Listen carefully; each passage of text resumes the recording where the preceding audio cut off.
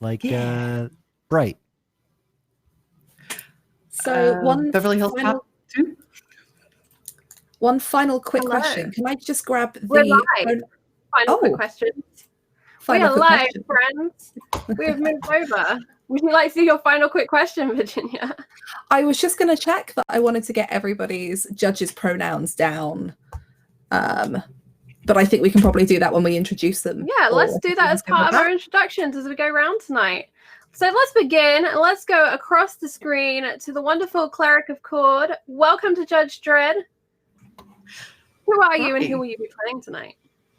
Hi, I'm Kat. I'm at Cleric of Cord, and I am playing Judge Talon, who enjoys all aspects of chemistry from the gastronomical to the explosive, sometimes combining the two.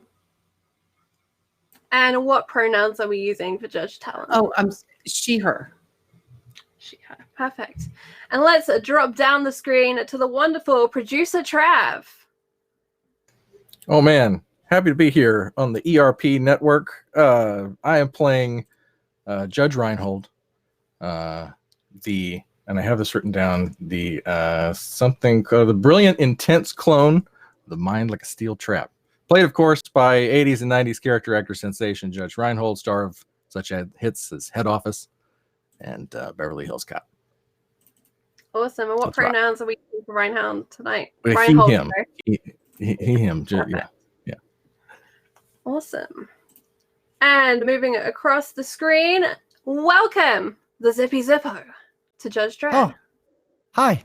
I'm Zippy, and I'm going to be playing Judge Grease Oil, an ambidextrous, naive chimp tech judge. We like us a tech judge. We do indeed. And what pronouns does our chimp judge use? He, him. He, him. Perfect. I will make a note of that too. And I will be playing Judge Caspian Waits, she, her. And my sentence, if I open up my character sheet, I really like this about the system. You get a little sentence. I am a young, tireless, unflappable mutant block judge who tries too hard. Virginia, welcome to Judge Roleplay. Thank you for having me. You are very welcome. I'm very, very glad to be back here as a GM this time round. Last time I was playing. So there is, welcome to Judge Dredd. There is so much that is going to be happening in today's show. But very quickly, before we start, I want to talk to you, chat, about things that you can do in this game. So we are going to, in a couple of minutes, have a poll go up. At the beginning of each show, you're going to get a chance to mess with the mega block that these judges are going to be in. This can be from naming or deciding on some of the people that they might meet, some of the problems they come across, or even affecting our handy little law meter. So today you will get an option to make some decisions. And if Charlie could bring up our fancy law meter.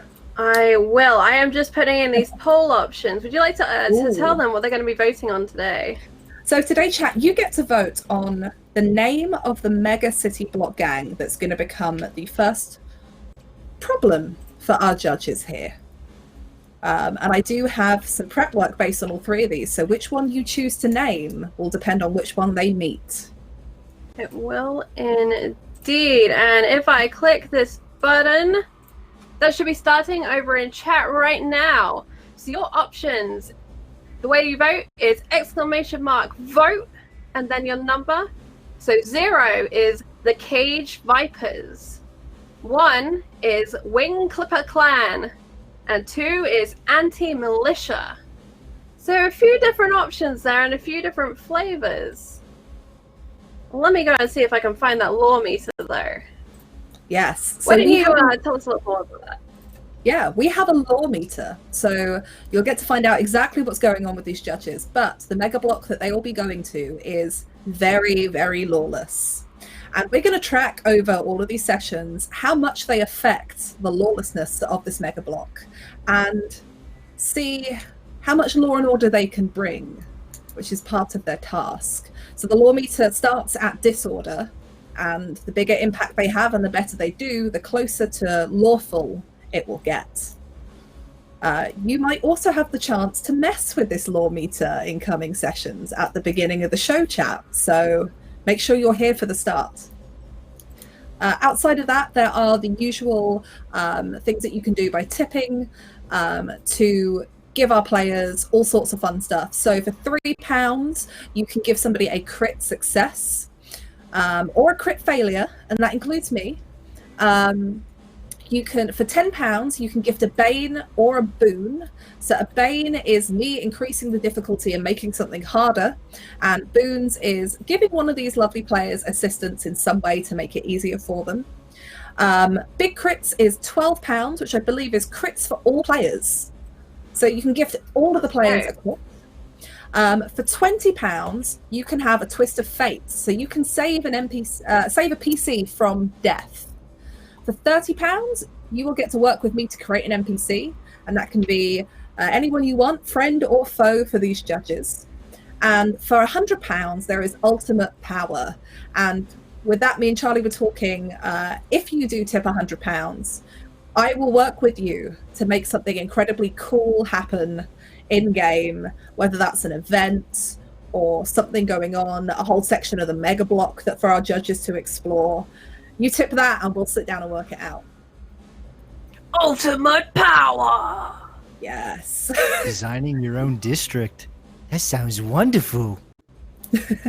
Awesome. So let's see what wins this vote. Let's see. What does chat say? The Cage Vipers.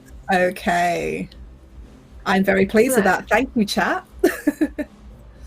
Awesome. So before we dive into today's show on the block, I'd just like to play for you the details of our wonderful sponsors. We will be right back. Before we begin today's show, I would like to take some time to remind you about our sponsors.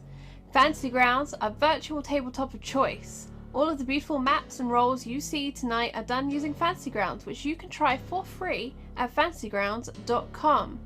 You can also get all of your miniatures from Wayland Games. Go to waylandgames.co.uk and get yourself a huge range of D&D, Warhammer and 40k minis for up to 20% off regular retail price. And Tabletop Loot, who sell incredible dice. Go and check them out at tabletoploot.com.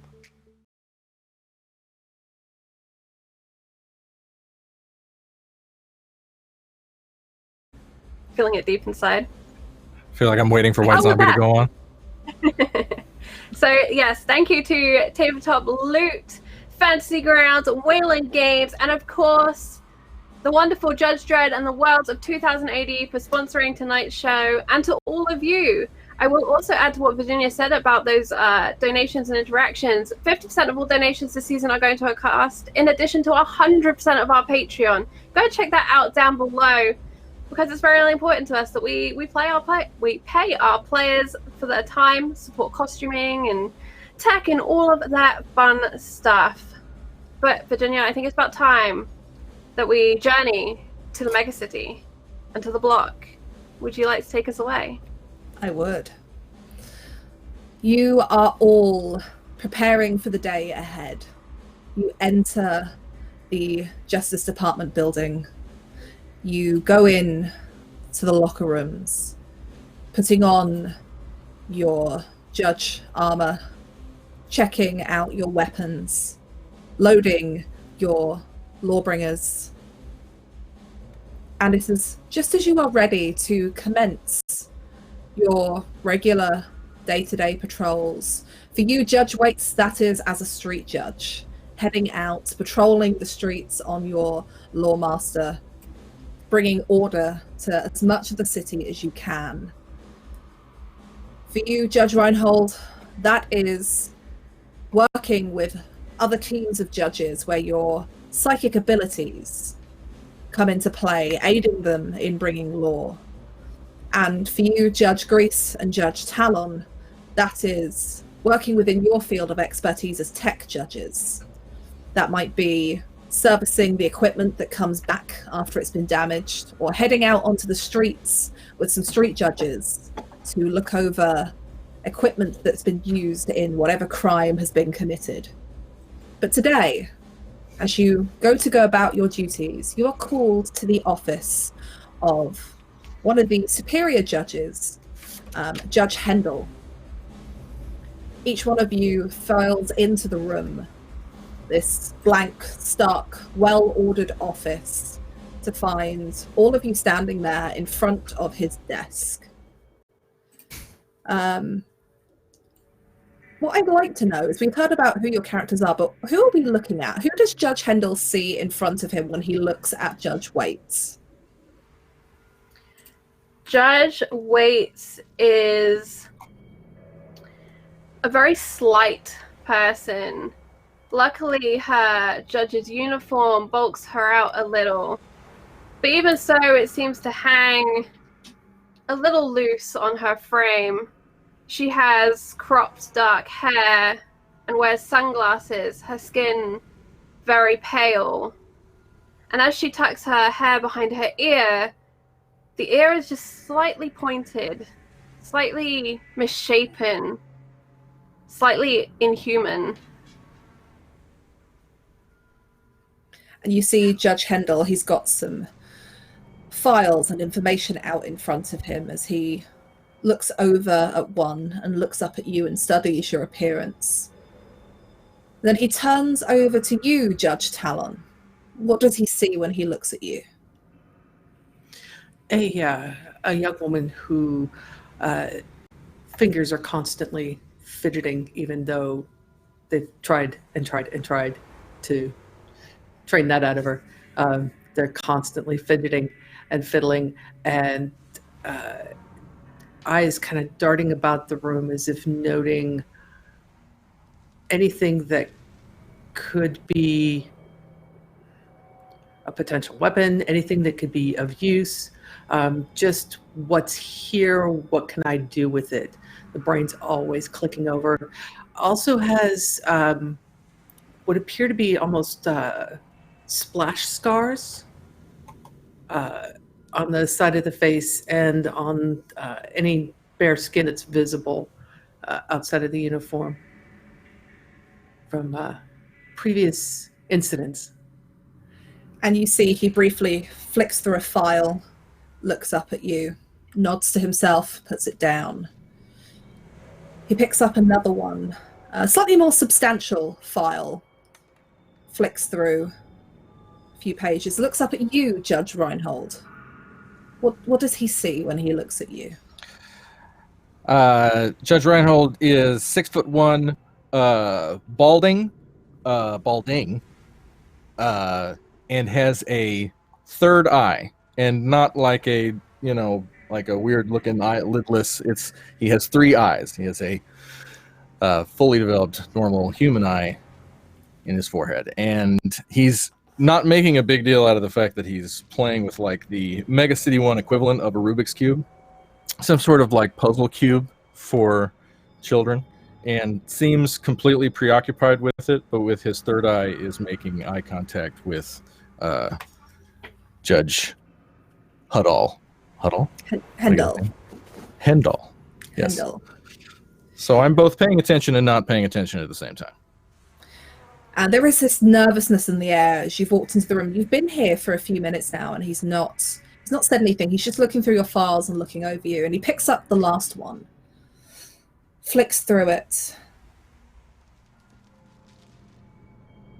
makes a face, a confused look, as he looks over to you, Judge Grease. The odd one out of all of the judges here. Who do we see when we look at you? So everyone else is like 5 foot, 6 foot, and then you look at like this little 3'8" chimp dressed up in judge uniform. He has his helmet on. You know, he's like standing in a salute, and then he like kind of looks around and notices everyone is much taller than he is. So he goes over to the corner, and it's kind of like that scene from Men in Black when Will Smith pulls the table over. He starts dragging the chair over back to where he was standing. Then he hops up and he notices that he's like almost normal height, you know, and then he just takes his salute stance. Judge Hendel watches you with a look of curiosity as you walk over in this silent, pristine office and drag this chair over and stand on it. And he puts the file down. He stands up. So, all of you from today will be on new assignments. For one reason or another, you have been assigned to the new initiative, Initiative 442. We're calling this On the Block.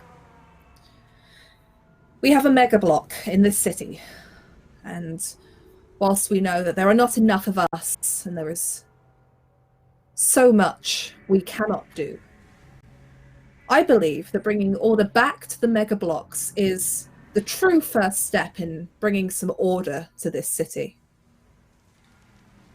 I'm sending you to Freedom Falls,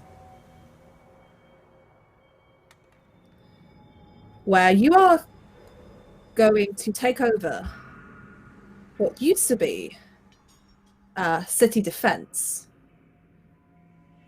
We're not just going to have block judges that go there when their shifts are on and leave when the job is done. You are going to be there for a good few weeks. And I want to see just how much better you can make that mega block. I want to see you bring order and justice to one of the worst in this city.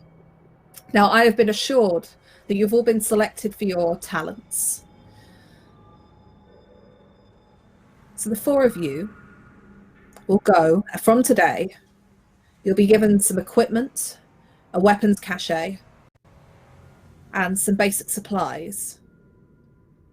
And you will take over what used to be the Citi-Defense section of that mega block. Now, I don't think it's very big, but it should be comfortable enough for the four of you for what you need to do. Do you have any questions? Sir, far be it for me to question the wisdom of the leadership here of the Mega City 1 Police Department, but compared to my function prior to this here in the department, this is coming across as some sort of demotion, and not only that, but putting our nose right up against the front line of all this. That had better be a hell of a weapons cache. Yes? You'll be starting out with some basic standard issue equipment, spares for what you would normally carry on the streets. You can requisition anything else you need as you need it. But Reese pulls out like a little clipboard. Oh, that's great. Could you also include this as part of the requisition? And it's all these like computer components and things that he's obviously going to use to upgrade the equipment. Just you know, it's not much. It's nice. I think it's going to be great. Judge Hendel takes the clipboard from you and flips through. I imagine there's a couple of sheets on this clipboard of just... Oh, there's like 5. Yeah. He flicks through it, raises an eyebrow. I can see what I can do. And he puts it down on his desk with the rest of your files. But we don't want you walking in there as a small army. This initiative, I believe, will work best if we can work with the citizens in the mega block. If we can bring order without too much threat. Believe me, this initiative has not been massively liked among some of my superiors, but clearly they have given me some talented judges and have some faith in it. And you can see there's a hope in his voice. There's a little bit of him that really believes he can make a difference here and he can do something. And for some of you, you might find this, this hope a lost cause. For some of you, it might be really refreshing to have somebody that wants to do more than just kick a door in and deal with crime that way. There's a softer element to him that you're starting to see in this hopefulness. Judge Reinhold, Handel, the initiative will work. We are the law. Yes, you are. And Judge Reinhold, as for your concern about this being a demotion, I assure you it is not. All of you are being promoted to block judges. All of you have come to me, these files, assured that you have got talents and skills. And should this initiative work, then, well, you may just be the judges that carry on supporting it, should we roll it out further. But there are weeks to go before then, and you have yourselves to prove. Fail this And not initiative. only do we have talents and skills, sorry, Virginia, but we do also have crits. RPG Webby has donated a crit for everyone on the team, and Birdie will get her crit next week when she joins us. So thank you very much for that, Sam. I'm sorry I missed it during all of our merging. But team, this means you have an auto success on one roll today.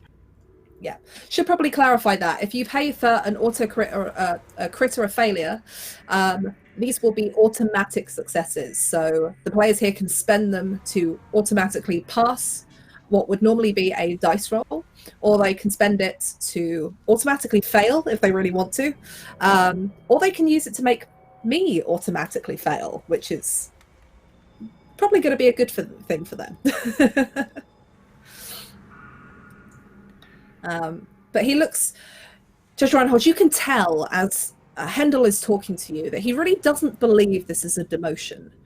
There is that hope, that sense of, if you do this, there could be so much more. I take a step forward and put the solved Rubik's Cube on his desk. And kind of lean forward and be like, if you will it, it is no dream. And he looks at this Rubik's Cube, he picks it up.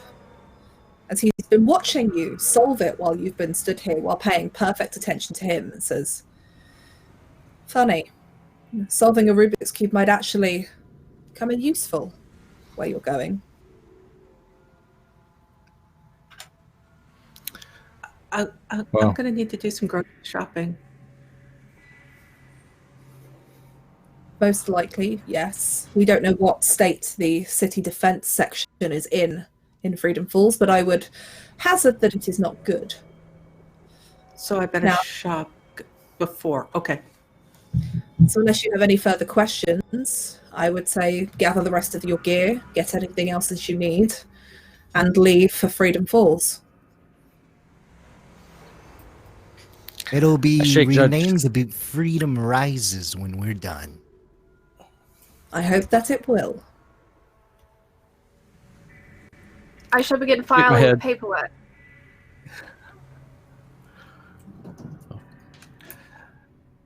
I shake his hand and walk out. Okay, and as you leave, Hendel sits down, and Grease, you can just see he picks up that clipboard again as he sat in his seat, and he's flicking through it and just looking slightly confused as you've given him this list of kind of odd components and base materials. Before you leave for Freedom Falls, is there anything you wish to do? Oh, he goes over to his lawmaster and he taps on Talon's wrist. Hey, Talon, want to see what I did to my lawmaster? I gave it a little extra kick. Show me. He goes over and he gets on his lawmaster and he revs it up. He's like, all right, now when I press this button, as soon as he presses this button, the lawmaster jumps to life, screeches off, busts through the garage door, and he is on his way. Kind of trying to wrest control back from the mechanical beast, but he's very much not in control. And you watch as this I'll catch up. lawmaster just goes, and Judge Grease is off, following the route that dispatch will give him to get to Freedom Falls.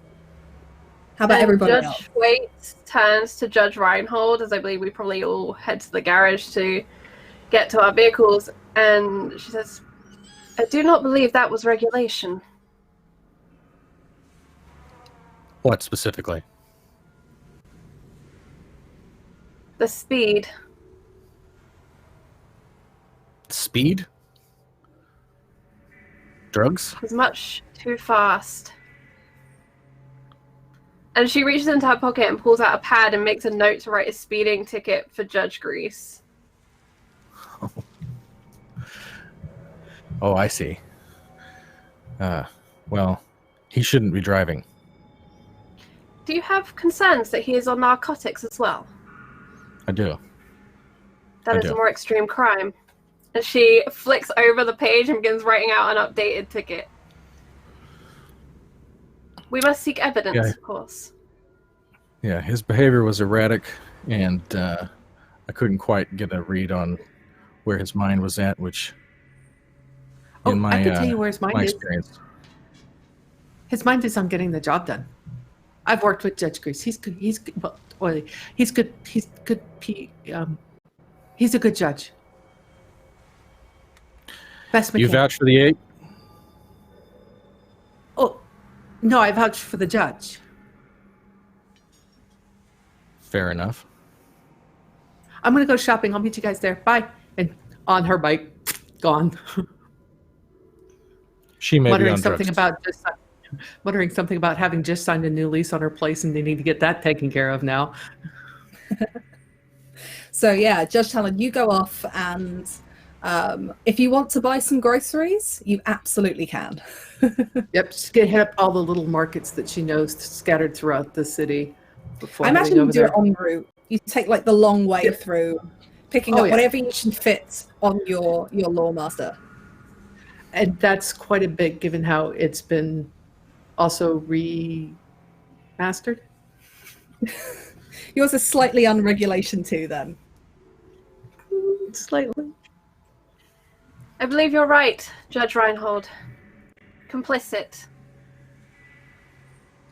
It's the little things, Judge Waits. You have to read their behavior very closely. Why the emphasis on grocery shopping? Did she not pack a lunch to her shift today? Something It is to think possible about. that it's This- code. Yes, Judge. That's true. And this Judge Grease immediately has a laundry list of things he'd like to withdraw from the department, company money, department money, going right out the door. And far be it for me to mistrust my fellow judges, but the fact of the matter is, I see nothing but cracks in the system when I look at it. You believe they are delivering supplies to those in the block? I think it's probably best not to be too conspiratorial. I think we just started our shift with them, and like I said, I'm ready to give a fellow judge the benefit of the doubt. But what we're being There asked is no to do, doubt in the law, Judge Reinhold. well, you are The absolutely right law's about that. eye is always open, and it watches and it waits, and its will be done. Certainly will. I can tell you and I are uniquely qualified to clean up this particular part of the city. I agree with Judge Hendel. It's going to take a certain amount of the common touch to communicate with the citizenry to untangle a rat's nest of crime that has gone untouched for too long. I agree. That is why I contacted Judge Hendel and requested my position on this team and this initiative.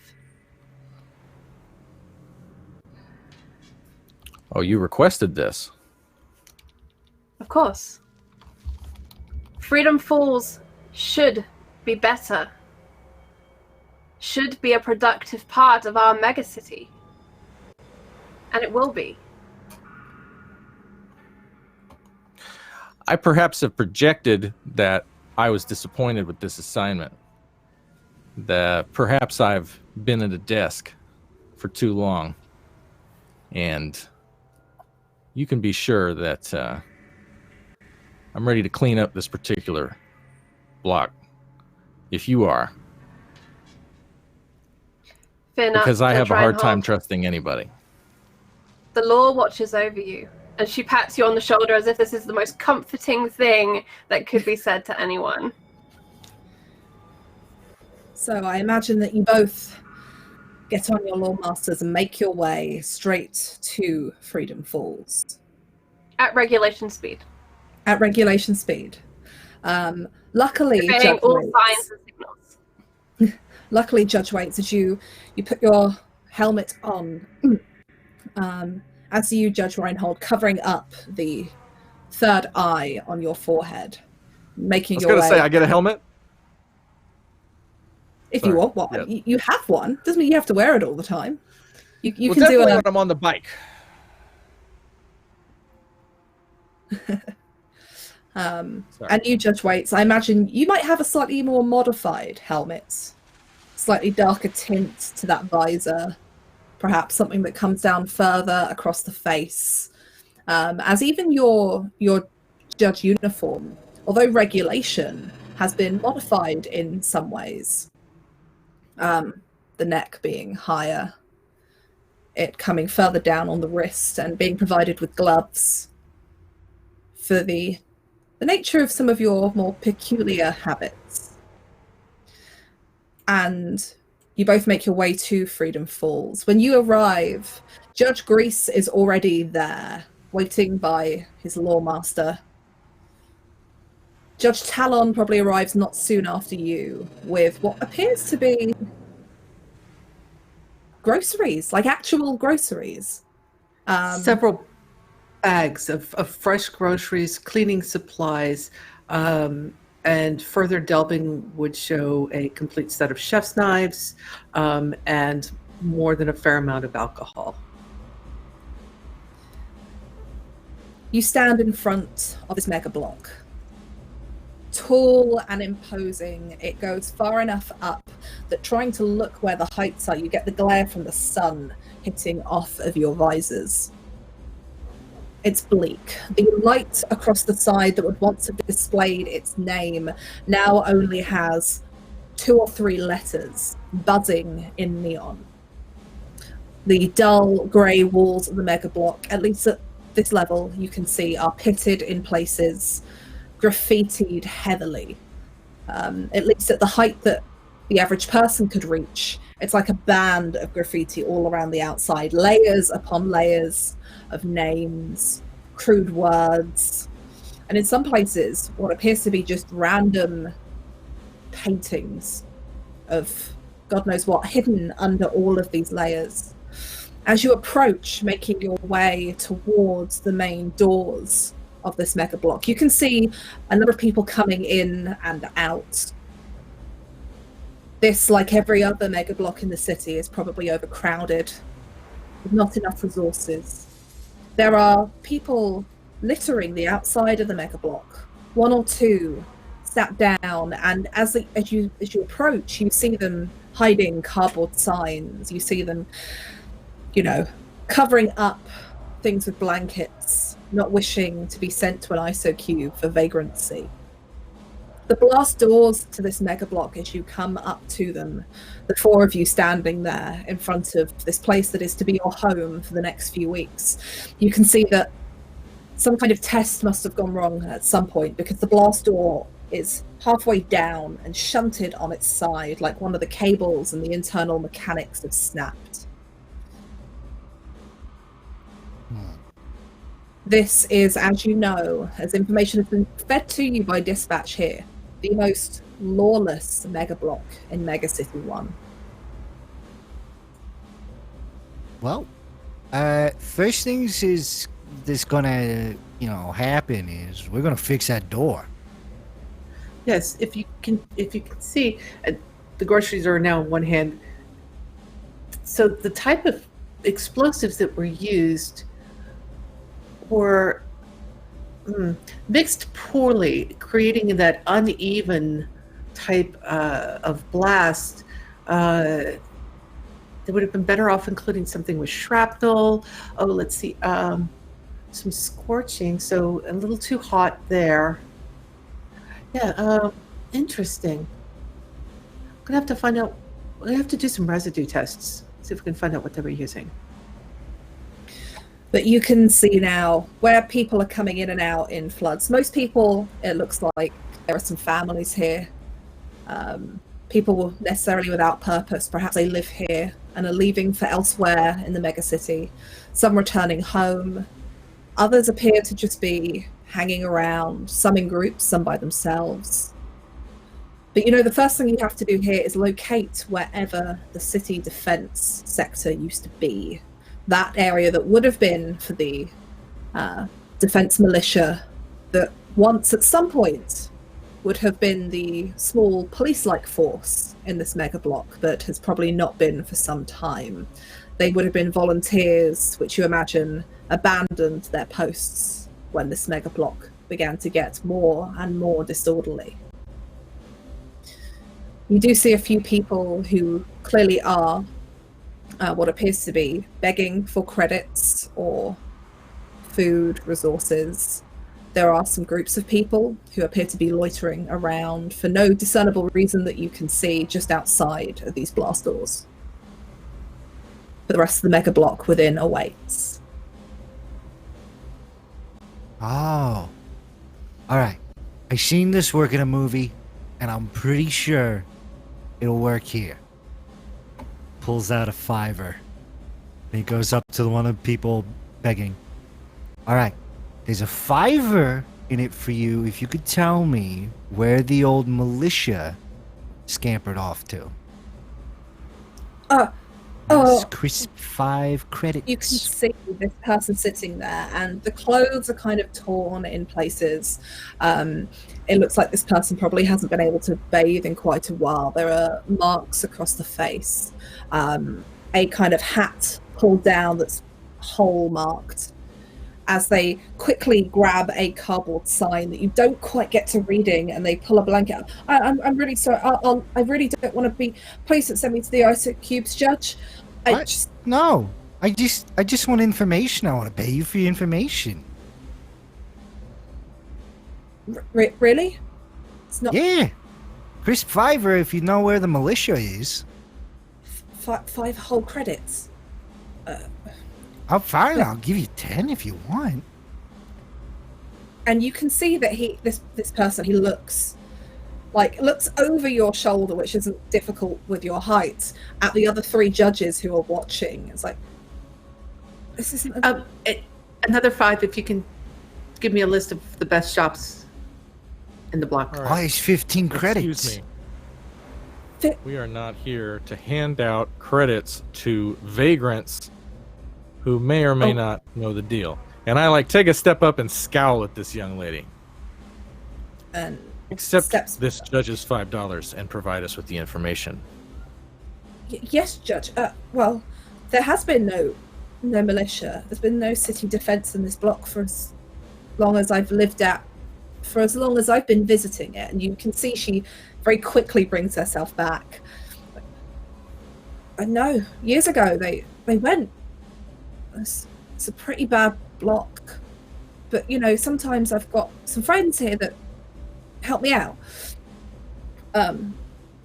But it's a couple of levels up. The old place where they used to be.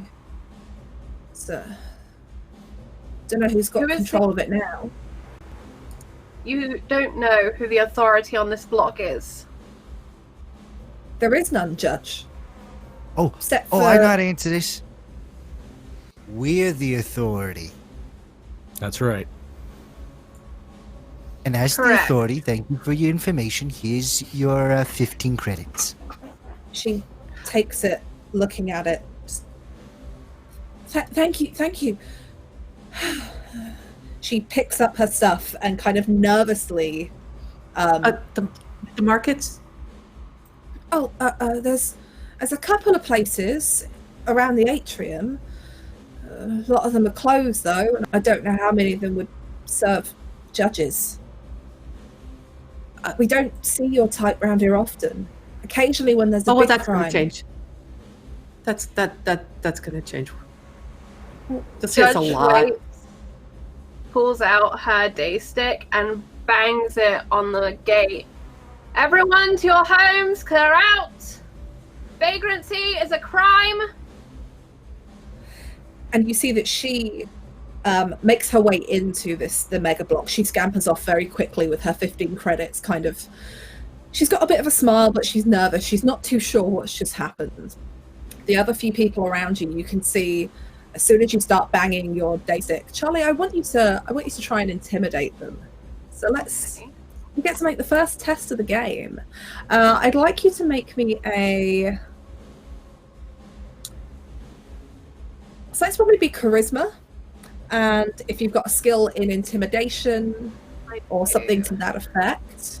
I'm going to roll 3d6 because I get 2d6 from my charisma and 1 from my skill.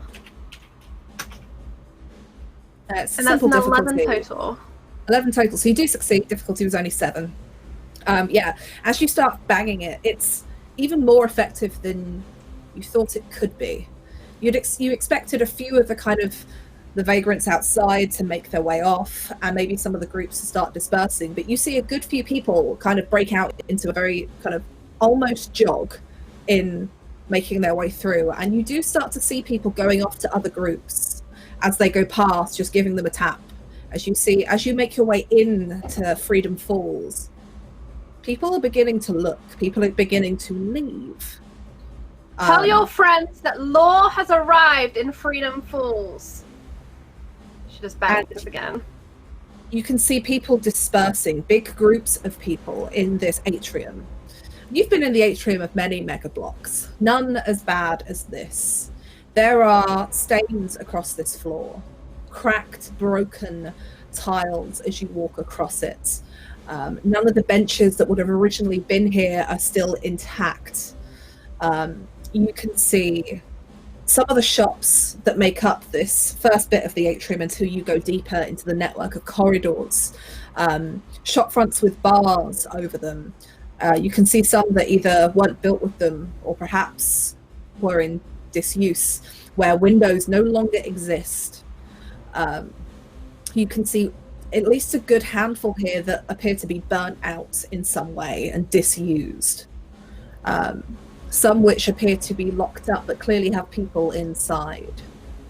As the atrium, although there's still people here, people do begin to disperse off at your presence.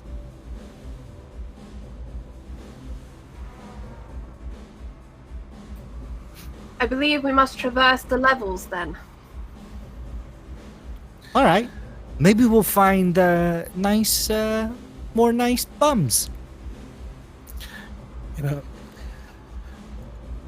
Judge Waits, that was the correct way to control the citizenry. Like, walk up to Judge Grease, and you got to do that thing where I'm so much taller than him, you know, I'm like looking down on you, you know. You know, Judge Grease, you never get a second chance to make a first impression. And if we become known on the block for handing out money for information when we just as easily could have extracted it by other means, then we're going to get a reputation not for bringing law, but for bringing credits to the vagrants of the block. He kind of like flicks your stomach as he climbs up onto your chest, and his opposable feet clamp on, and he gets real close. Listen here, Triclops. Okay? It's called being nice. You should try it once in a while. You catch more bees with honey instead of beating the poor bear. And he hops down. I get enough shit from you hairless ones. I'm not going to take it from a Triclops. He starts walking off. Food is Judge actually Grease. better than credit. Judge Grease, Oh, yeah? What can I do you for? your ticket. And she hands over the ticket that she's written earlier. Speeding. Speeding? Let me see your radar. She reaches into her jacket, unclips a small, like, I guess, laser monitor and shows the reading. And it's like 188 miles per hour. I imagine, knowing Greece, it's some ridiculous number. Oh, There is a ridiculous unregulation, very much unregulation number on that screen. Damn, that's supposed to be much higher. I gotta do some tweaks. Thanks for bringing it to my attention. Do I just pay you? All fines You should be paid to the Department of Justice. Oh, I do not accept you're gonna bribes. stand in Judge line Grease. with everybody else. oh, okay. You imagine that once you get to the city militia, Citi-Defense sector, you can begin to set that up so that you can pay this ticket to the Department of Justice. Making your way through, you make your way up the levels of this mega block towards where you believe you can probably check one of the very few but still working databases that they have publicly available as to where this used to be, and it's quite some levels up. It is on level 25, which I'm going to write down.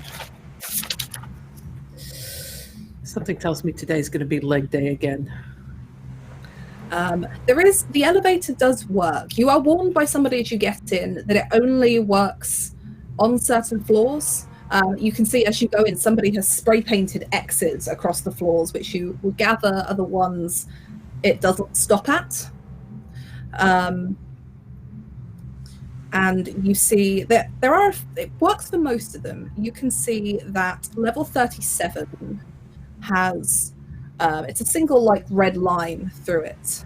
Level 59 is entirely blocked out. You can't even read where it says floor or level. You just have to work out what number it is from the two either side of it. And there are some other symbols that appear to have been spray painted on next to some of these buttons as well. But for now, you press, unless you decide to press something else, level 25. Okay. I'm comfortable with that. You press I level think 20. Judge Waits is going to just copy down each of the levels and copy down the marks which show which ones are blocked for future reference. Okay, in which case, Charlie, you can note level 37 has a single red line through its floor number. Mm-hmm. Level 59 is the one that's entirely blocked out in red. You can see that level, where is it here? Sorry, just looking through my notes. Sorry. Level 34 isn't blocked out, but it appears to have what looks to be like a purple dot of some kind with some yellow outering beside the number, or beside the button on here. And you can see there is one, it's got a blue cross next to level 26, reminiscent of a kind of like a medical cross. Mm-hmm. There are a few other symbols on other floors, but it's hard to tell if they are as intentional as these or if it's just general graffiti, but those are the ones that you get. But you hit level 25, which doesn't have anything marked next to it, in this lift that is in serious disrepair as it trundles along up the levels. And it takes a while, and you can feel a few times where it kind of jolts and stops, and then it gets going again. And eventually the doors open at level 25, and you step out onto the outer section of this level where you can look down and see the atrium below. And now you get a better view of what these upper levels of the block begin to look like. The barriers around the outside, you can see even on this level and in places on some of the others that you can make out in your view. There are places where they're missing entirely, where it looks like they've been blown out or knocked out, and how long ago you don't know. Further up some of the other levels, you can see there are, so when you have the blast test take place, they do a full lockdown. It looks like that there are still some of the metal barred grates in places. It's hard to make out from where you are. You can see some where it looks like lighting has been put up in the corridors that is not standard to the block, some additional lighting, various colors. You can see people hanging around, smoking cigarettes, perhaps other things. And very quickly, anybody on the kind of outer bit of this level that spots the four of you as you get out of this lift slinks away back into the snake-like corridors that make up the larger parts of this level. But you can see the level above you, level 26, is the slightly buzzing blue light of a cross, like the one on the lift. And you can just make out the words medical center on it. But you make your way forward, and there's corridor after corridor that leads off of here. There's a few doors on the outer level. But around the other side, as you walk around the square layout of this mega block, you find a building. Well, not a building, but almost like a shop front. You can see there are bars over both where the door would be and the window. And even behind those metal bars, where there would be a window, is metal plating.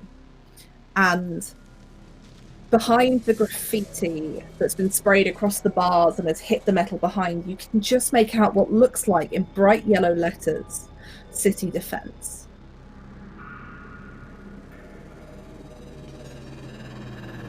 That's not much of a fence. Oh, so wait, how long do you think going to be on that elevator? If we start working tonight.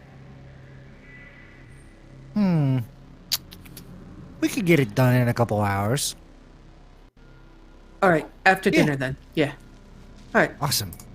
You work on the motor and I'll work on the cables. You got it. And hand down, fist bump.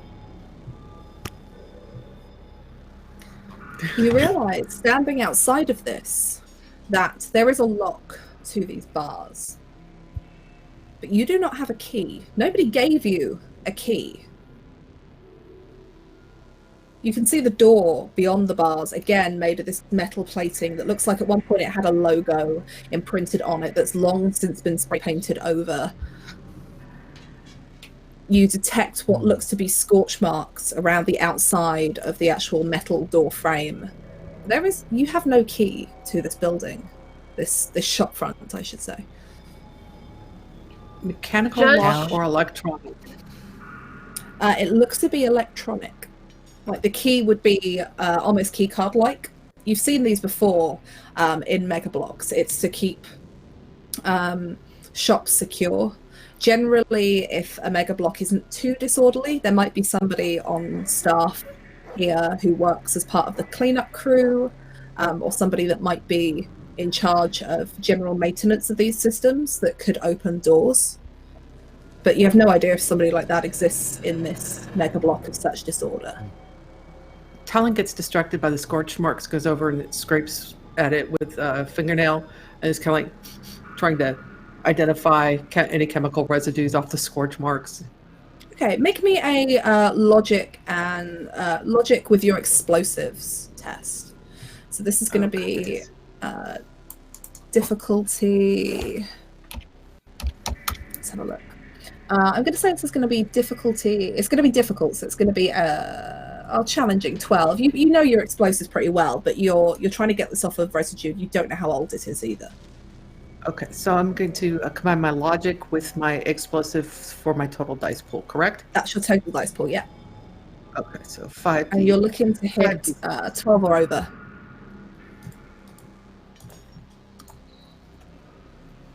Nice. Yeah, so you scratch away at it and you have a look at the scorch marks themselves. And it looks like at some point, you can actually see pitting in the metal framework here. At some point, somebody was throwing some kind of what you'd imagine would be the equivalent, probably homemade, because it's not too heavy. Homemade, like grenades, like designed to explode with high blast and let off shrapnel. The door looks like it may have been replaced at some point, though, because it doesn't have the same scorch marks and pitting. But something attacked somebody or the front of this building here at some point. Homemade chemistry. Interesting. Let's see. Grease gets over to the key card, and he pulls out just a whatever standard card shape from his pocket, and he places it into the key card slot. And with some careful science, he pulls out his lawgiver, sets it to stun charge, and fires at the key lock to give it a shock to see if it will accept it. Okay. In that case, then, I don't know. You tell me what attributes and skills you want to use to roll this.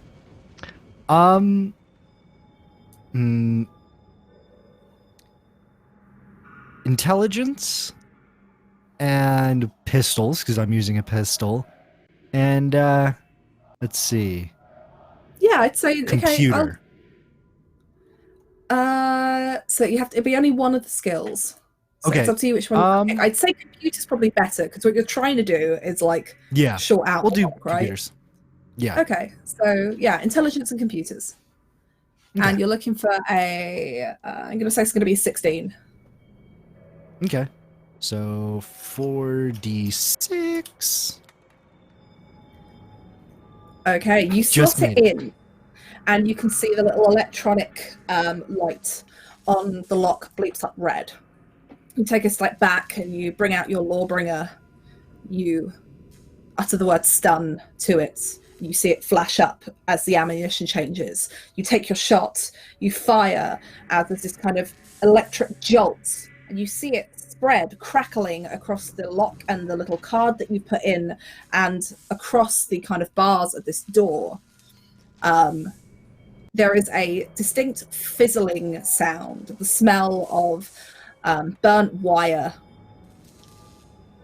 The actual card that you put in is almost burnt to a crisp from the electric, but you do see the little light on the lock flash green before kind of dimming, and you imagine that you have shorted out this lock. Oh no, that was my movie pass. Well, door's open, guys. You can use mine. Sweet. You retrieve the your broken movie pass from this lock, and as you do, you're able to press a couple of buttons, and you watch as the bars here lift, and they go up. The one covering what would be a window disappears up into space above. This one, the one in front of the door, goes up and gets stuck at the top third. But you do manage, it seems blowing this lock has also blown the lock to the main door, and you do manage to push it open as it creaks, and you step inside into what used to be the Citi-Defense sector. It's dark in here. The lights don't come on automatically, and it stinks of decay, like somebody hasn't been in here in quite a while. You feel around and you manage to find a light switch and hit that on as fluorescent lighting begins to crackle and buzz, and most of the lights in here don't work. About 3 come on. It's a decent sized space. Here it looks like you've got what used to be some screens, some computer consoles. There's a couple of what you think might have been chairs at one point but are wrecked. The room, Judge Talon, looks like it's been damaged by fire or explosion. There are bullet marks in the walls. Further back, there is another door that, if you go through, takes you through to the living space. It looks like there are a few, maybe 5 or 6 rooms that are big enough for the bed of a bunk and a small locker, and that's about it. There is another room with a secure door that you imagine would have been an armory of some kind, and there is a kitchen and other kind of washing bathroom facilities as well. All in disrepair. Talon heads straight for the kitchen, just takes an arm and just swipes the counter off, sets the bags down, and just starts pulling out cleaning supplies. You swipe the counter and dust and grit and grime, falling bits of ceiling and masonry go everywhere. Yep. Okay, first step. Find the source of the smells. Dead things, possibly very dead. Not healthy. There are some dead rats in here. You open the cupboards and there are boxes of what once would have been some kind of food that have long since been eaten by the rats, and the boxes have faded. You open what would be the equivalent of a fridge, which is powered down. You open it, it's waterlogged in places. Some of the mold in here is so old that the mold has died. Yeah. Opens the fridge, goes, oh. Okay. Requisition, new fridge. And just literally starts dragging the fridge out the front door. Wait. Talon, what are you doing? I can use it. I need a power. Okay. But we need to power wash that. Oh, okay. If That's a hazmat. That's a hazmat. I've had Let me chemistry see. He experiments. opens it up and like one of the mold has an eye growing in it. Yeah. No, right. never mind. Pushes it out. Okay. So can I? Reinhold sweeps the place with his gun drawn. Make sure nobody's hiding in it. No one's squatting in the in this empty office. And after opening all the closets and sweeping his gun in all directions, overhear this coming from the kitchen, and just kind of clear my throat. And can we give a brief staff meeting here now that we've secured the? We gotta circle up here, judges, really quick. My concern is that Judge Waits and I have placed a priority on, upholding the law on this block, whereas Judge Challen seems to have placed a priority on lunch. Most important no, meal of the day, next to breakfast. Priority is a place to eat and sleep and is defensible, habitable in case something happens, because if we have to get locked in here, the mold spores are going to kill us faster than whatever they throw at us. Judge Reinhold, can you make me, as you said you were sweeping, I'd like you to make me a logic test, and if you've got anything skill-wise that's to do with perception of some kind or foresight. I've got a 1 in insight and perception, so we'll just do 1. Okay, yeah. so that's intelligence, you said? Logic. 6, logic. 7. So that's 7d6. Mm-hmm. Okay. Do you do slash roll /7d6? Slash Is this die. like slash die? 7d6, yes. Nice. You have noticed while going round, obviously this whole place is in disrepair. You spot the same scorch marks, bullet pitting marks in places. It looks like there was a gunfight in here at some point in its past. What you do pick up is in some places on the fronts of a couple of the lockers and on one of the screens, what at first glance just looks like general graffiti that may have happened before somebody locked the place up. You notice it's actually 4 lines straight down in bright red spray paint with what looks to be, at first you think it's an S but then you realize that it actually has a coil. It almost looks like a snake. And the graffiti is so sloppy and lazy that it takes you, it's not until you see it the third or fourth time that you realize they are the same image. All right, so I was like chewing you guys out, like looking into the kitchen, you know, and then like my third eye notices this graffiti, and I just sort of lose interest in our conversation about mid-sentence and just go walk over to very carefully inspect this graffiti. You said it's two things on top of each other? Yeah, so it looks like that there is what you thought was an S at first. And you actually realize at the base of the S, it's hard to tell because the graffiti is so sloppy that it actually looks like a coiled snake that's come up in a curve. And spray painted over the top, also in red, are these 4 red lines. Judge Waits, can I see you in here, please? Of course, Judge Reinhold. And she'll turn, and she's taken, or rather raised her visor in here as it's a lower light internal area, and she walks very quickly and assuredly to join you by the wall. Grease just walks behind Reinhold. Look, if you're gonna chew me out, you might as well fit. Oh, that's a pretty picture. Oh, you know what it kind of looks like? It kind of No, looks like what do you that think it looks snake. like? He's in a cage. Snake in a cage. They kept pet snakes coming from the kitchen. Oh, probably to deal with all those rats. Makes sense. We should make note See? of the graffiti we find on the block. Track patterns. There were some interesting occurrences on that elevator ride up. You saw that too, huh? I did. And Virginia, as Judge Waits had helped Judge Hendel in the preparation of his initiative, although she hadn't known the block, had she seen any kind of notes about particular gangs that the city wanted to deal with or anything? Is there any way that I could maybe reach a conclusion about this sign? Just make me a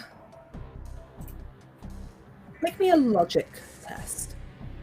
And if you've got like street smarts or local knowledge or anything like that, that will apply.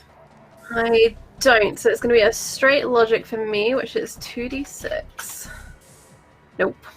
3. You've seen some notes, but you're also aware that this is a block that, to some degree, judges don't like coming to. So when they do come here to deal with something, it's normally something pretty big, and they deal with it and they're gone. The politics of the block is not something that has been looked into like it maybe has done for others. You do know that there are a number of gangs that control various areas within the block, which is fairly standard in megacity blocks in your experience. You do know that there were some faults regarding a blast test that were done, which you've kind of seen some of the results of. Perhaps that was why this area was locked down and not opened up again. It may be why the blast doors as you came in were damaged. But aside from that, you don't remember reading anything about the individual gangs within this block, because nobody's really bothered to record it. It is probable gang activity and must be discouraged, if not punished, should we find anyone applying fresh paint to the walls. And she'll reach into her back pocket and pull out a packet of baby wipes, rip it open, pull one out with a flourish, and just begin to scrub at this wall. It's going to take you a while, Judge Waits. Grease taps on the side of his helmet. He's modified it so it has a screenshot capability, so he just taps it and it takes a picture. You hear the little awkward camera button that you get on your phone when you don't realize your volume's still up at the... There is a bright flash, Judge Waits, from just beside you as you're scrubbing away at it. And the light for a second, it's artificial, so it's not too bad, but it does make you blink for a moment. And there's a little bit of an uncomfortable feeling on the skin that was caught in it. Judge Talon walks out with an unmarked plastic bottle and it looks like a regular sponge, but it doesn't quite feel like a regular sponge. And this is something I've made up on my own. You'll find it much more effective than the wipes, and it holds them out to Judge Waits. Don't spill any on your clothes. Oh, is that your super secret solution? I managed used to it get to a get bottle out. corrosion off of batteries. I know it works great. No, don't get any on your It'll eat skin. right. Yeah, goes right through a hinge. All right.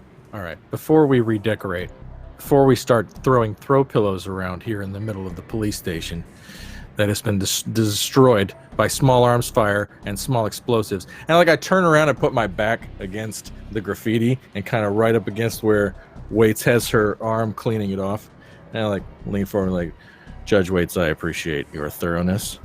It seems to me, and I look at all of you, that we are in the intelligence gathering phase of our criminal investigation.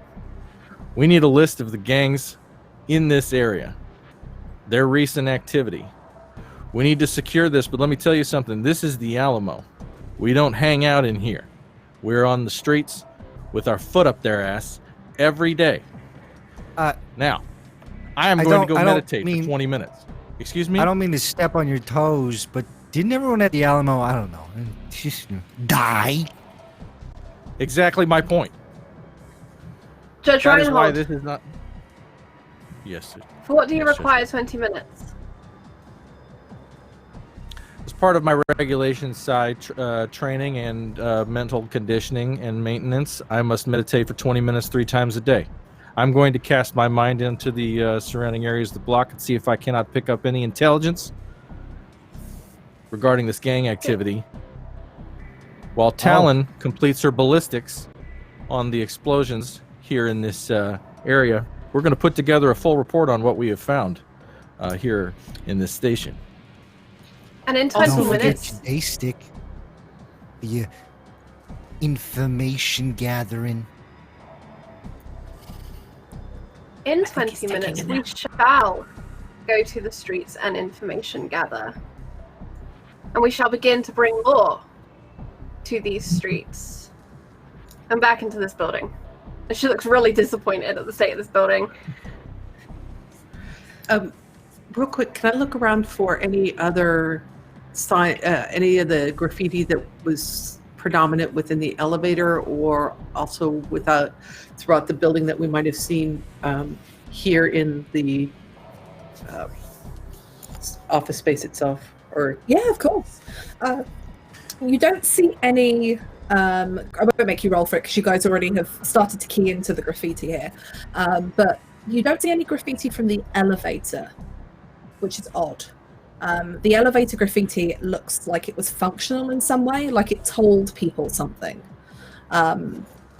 which is kind of confirmed by the Blue Cross from the medical center on the floor above you. okay, so it's almost more like the their version of the information listing for the elevator. Kind of, For the but you building. don't recognize there were some other symbols on there that you didn't necessarily recognize. In here, you don't see any other gang graffiti, or what you might consider gang graffiti. You do find more of what looks to be this snake within a red cage. When you go into the armory, the door is open, it's closed, but it's not locked, and you make your way in. There is nothing left in here apart from a few empty magazines and some what you think were probably empty ammunition boxes at one point. And on the wall in this room is sprayed the same snake with the cage around it. Talon's But gonna everything- go back outside, pull the bars down over the window plating, stand back, and look at that graffiti and paint. Is it the same? It is the same. It's hard to make out because you have to stand right back towards where the ledge of the this floor looks down over the atrium. Because of the bars and their circular shape, it looks like it's been sprayed over the top. So some of the paint has gone behind and it's quite messy. But yes, vaguely this does look like that same snake within a cage. Yeah, Talon cleans that off. And that all of that graffiti that was on the door and the bars of the window, what was the window and the two doors, all of that is just gone. It's stripped back down almost to the bare metal. And then did she find like some gold spray paint? You or could yellow spray probably paint? I'd say, yeah, you could probably, with your resourcefulness, you could probably find some. It takes you a little bit. You have to go off for a few minutes. Okay. But what I imagine you do is you find a perp who is spray painting something, send them to the ISO cubes, and then retrieve that spray paint. Yeah. Thank you. And then goes back and paints the shield with the eagles over the bars and on the metal of the window and on the door. Okay. Of the storefront. You paint the shield with that eagle on there, but emblazoned quite large. It's visible, it's obvious, and it's fresh paint. What is everyone else doing while Judge Talon is basically making a point to the block that the judges are here? Law has come to Freedom Falls. I think Judge Waits is doing much the same and has just walked to the front door and has just said, Level 25! Citizens! The Department of Justice has sent us to assist you in bringing law and order back to this mega city block of Freedom Falls. We appreciate your assistance in this time. This kind of proclamation. As you send out, a few people you see they come out. There are people kind of wandering around now that you've been up on this level for a while. People have come back out of their homes. A few just kind of look. There are some whispers as people walk past. There is a young woman that walks past you, and she's got short-cut hair, and it's shaved on one side. She is covered from the throat all the way down across the tops of her chest and the tops of her shoulders in tattoos. She's better dressed than some of the residents that you saw downstairs, and she comes past and she stands at that where that like the balcony is that looks over into the atrium with her hands back on it, and studies the front of this building with this new spray paint. So you want our assistance? Here's the assistance I have for you. The last two judges that came here didn't leave. Now, trust me, Judge, it's not a threat. I'm not involved in anything, but I'm just telling you. There are a lot of people around here that don't like you lot. There are a lot of people around here that it's a sport to kill a judge when they enter Freedom Falls. Just my 2 cents. And she kind of picks herself up from it. Walks off as she kind of looks back over her shoulder and goes towards one of the corridors. Judge Grease is going to follow her. Okay, are you trying to sneakily follow her or just straight up like walk behind her? Well, while Waits was giving that kind of big speech, Grease would have just been working on installing a new electronic lock on the door, kind of deal. Okay. And then when he hears that, he kind of like turns around, like sport to kill judges. He turns around, watches her, and then I feel like there are buildings that he would climb up on top of, because I'm a chimp. I'm a very good climber, and I'm gonna follow her. Like, you can get up on some of like the electrical boxes that jut out in the corridors and follow her through. This is going to be an opposed roll if you're sneakily trying to follow her. So I'm going to say this is probably going to be your agility. There might be an actual set one for this, but I'd have to scroll through the rulebook to find it. So for now, let's say it's going to be agility plus if you have stealth is going to be a big one. What about acrobatics to try to get to the top of a roof in the least number of jumps? I'll give you acrobatics, but it'll be more difficult because it's not Okay. specifically stealth. So it'll go up from routine to challenging. So it's going to be 12. For Okay. her, it's going to be routine. It's just a routine. She's just wandering through. She knows this block well. So let me see. Okay. What dice does she get? Just double checking, make sure I don't have any exploits. Okay. So you got 17. I'm only rolling 4. 14. She does not notice you jumping between these little electrical boxes down this narrow corridor with this overhead fluorescent lighting. As you stay a few paces behind her as she turns a few corners, and she stops at a door, but she knocks on. The door's opened and there's a male voice coming from the inside, and she says, "Yeah, I know what you heard. It is judges. It's set up in the old Citi-Defense. Be interesting to see what happens here. The last two didn't fare so well." And there's a kind of tap on the door frame. There's some other conversation from the other side that you can't quite hear. It's muffled by the door. And eventually, door's closed. And she walks a bit further down the corridor and unlocks a door of her own and goes in. Grease is gonna kind of monkey his way down to the door. He's gonna hang. I feel like there's a light jutting right above the door. So he's gonna hang on there, and with one of his chimp arms, he's gonna knock on the door. And then he's gonna try On to pull her himself door up. or the door she was at first? The door she was at first. Okay. You knock and pull yourself up and wait. There's a few minutes. You can hear some locks being unlocked. The door opens. And you describe to me, who do you see coming out? What is the look of this gentleman? Human. He kind of looks like Ted from Bill and Ted's Excellent Adventure, but he's like in like kind of camis and stuff. So like, I think Ted was like super young Keanu Reeves. Super young. This is who you see, a man who can't be older than maybe 23 or 24, opening this door, looks confused, looks down both sides of the corridor. As Serena? he's looking, So, Grease is going to try to get onto the top of the doorway and kind of flip in, kind of over his head.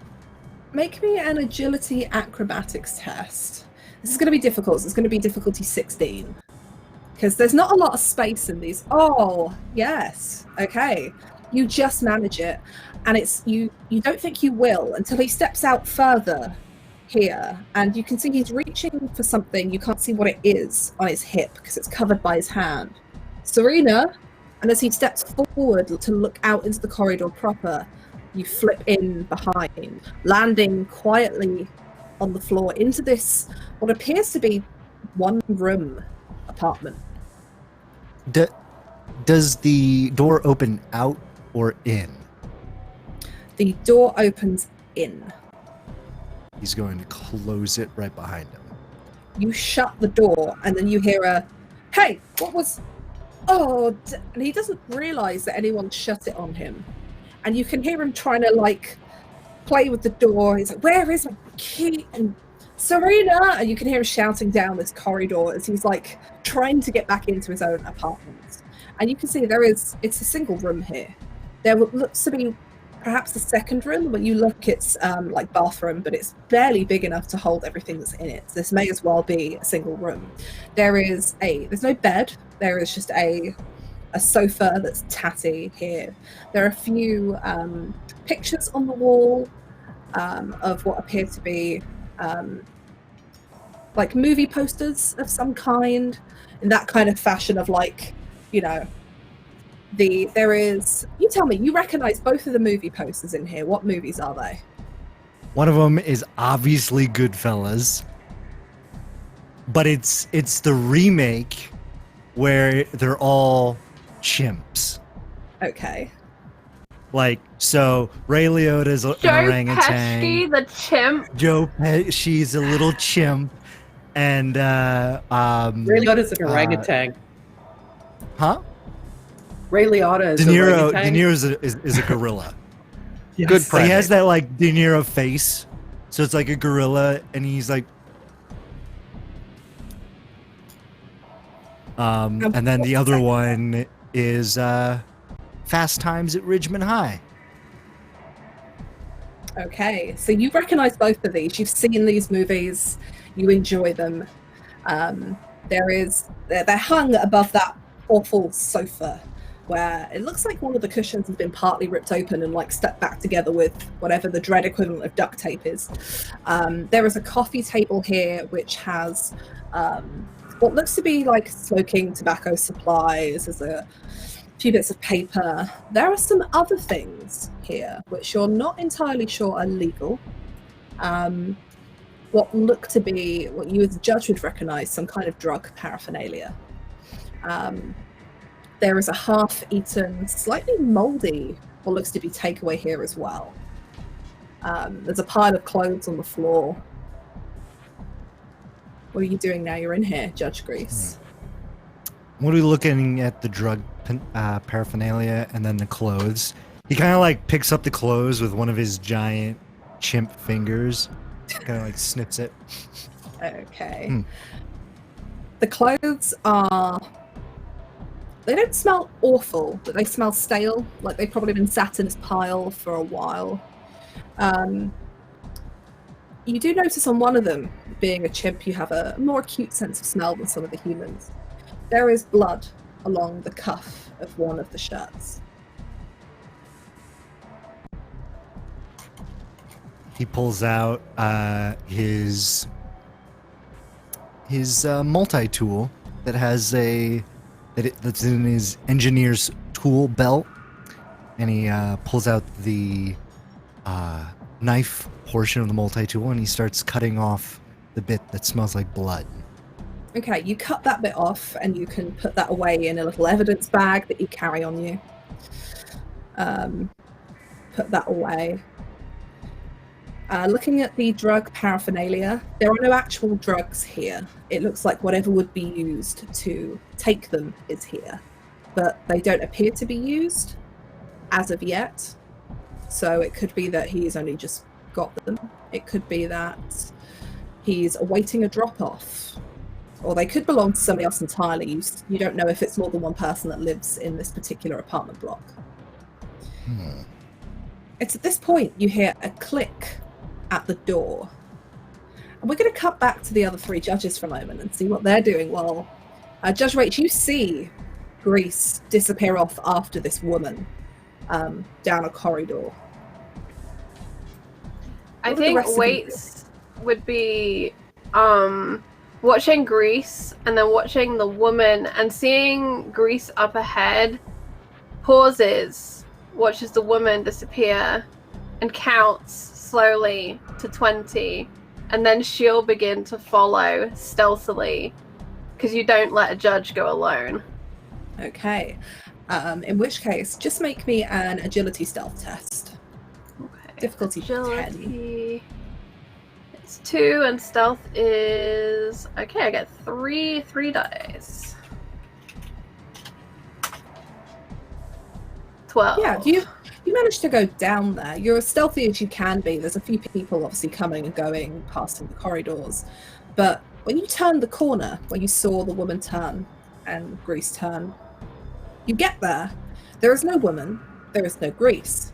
There is what appears to be a very annoyed man who's currently, it looks like ramming something into a door. And you can hear there is a click, clack, as he's like banging on this door going, oh, just click, clack, click.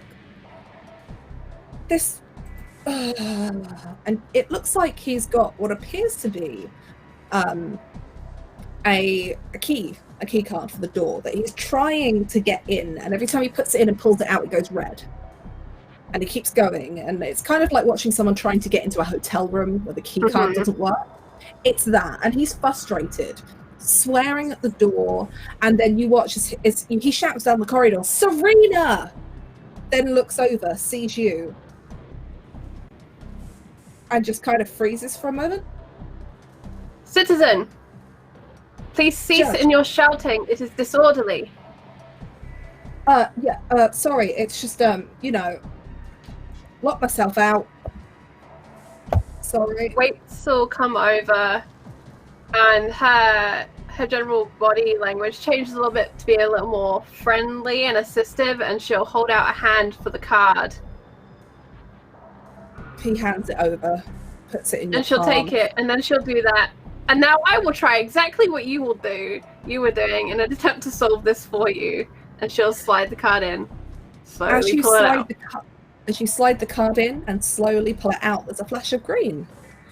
The door clicks open and you take it, and just as you open it, as you go to kind of almost step forward, not quite into it, but as if to open the door for him, there's a voice from down the corridor. It's the woman. She says, "What on earth are you out here shouting about? Have you locked yourself out again, you idiot?" And you can hear the footsteps of a woman coming closer as he starts to explain, no, this judge here has just...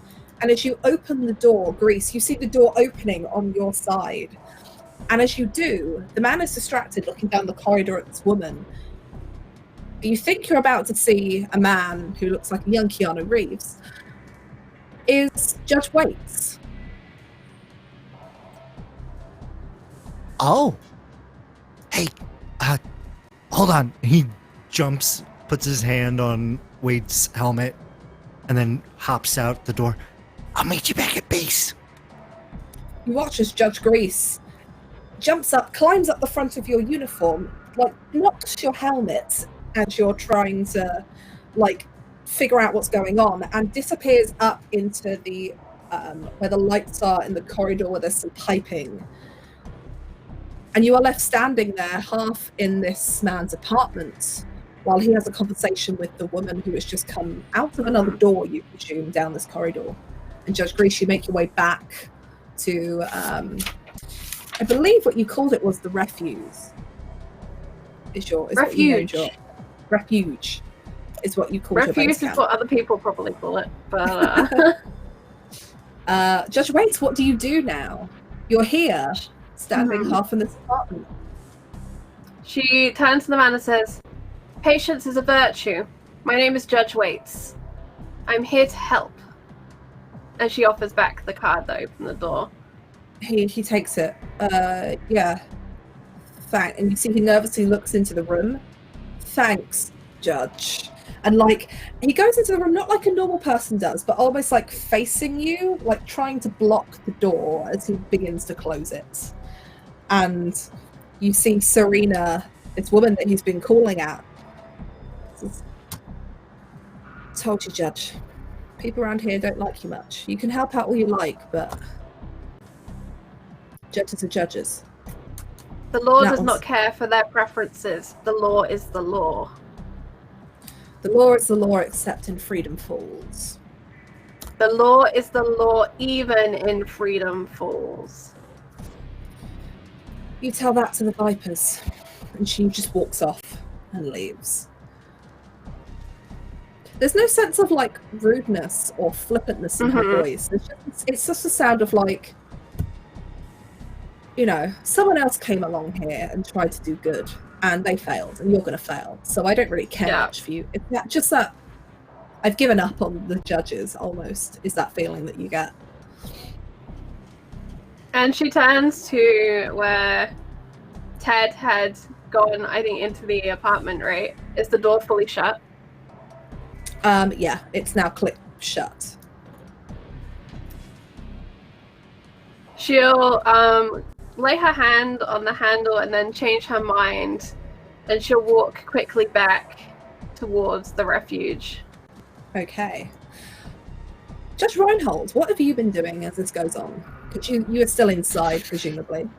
So yeah, he goes into the disgusting, dusty bunk area and gets himself into the lotus position on the floor, and removes his helmet. And I don't know if Sai works this way, but he definitely does it anyway, where he just sort of casts his mind out to the whole building to see if he can't pick up any echoes of what happened in this room, or what's in the thoughts of the people above and below him in this concrete hell that he's sandwiched in the middle of. Okay. I don't know if it works like that either, but I'm willing to let you give it a go, because you do have this third eye. So yeah, I'm willing to say that, a little bit, much as you've got is it clairvoyance? I can never remember how it's said now. I said it so much earlier. I have a point in both clairsentience and telepathy. I have 2 in telepathy. So I didn't know, and like 1 in concentration. I've got to read the whole thing, but until then, I'll let you use telepathy. I'll let you use telepathy. If you try to pick up on any, I guess what you're looking for is like telepathic, psychic residue from this room. This room had something devastating happen in it. Now, what's the base attribute? That will be Sorry, go ahead. Star. Cool. Okay. All right, cool. Here we go.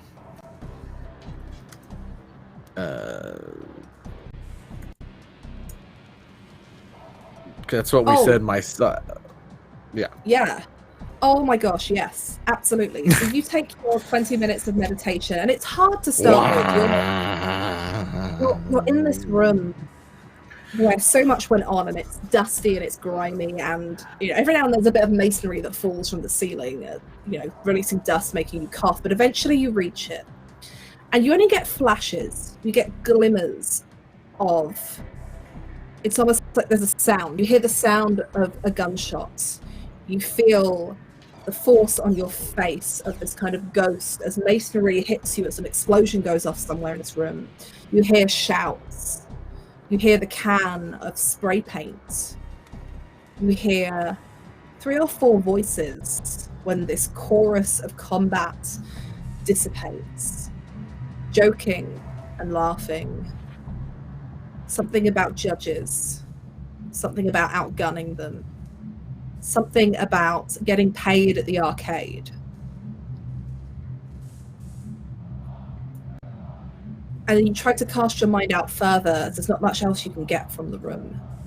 And there's the hustle and bustle and the noise of the block that becomes overwhelming, as if you didn't already think this place is overcrowded, your thoughts confirm it as you feel the bare glimmers of residue of the other minds in this block, and you can't focus on any one of them in particularly, but you can tell that there are groups of people, upper levels, especially the upper levels.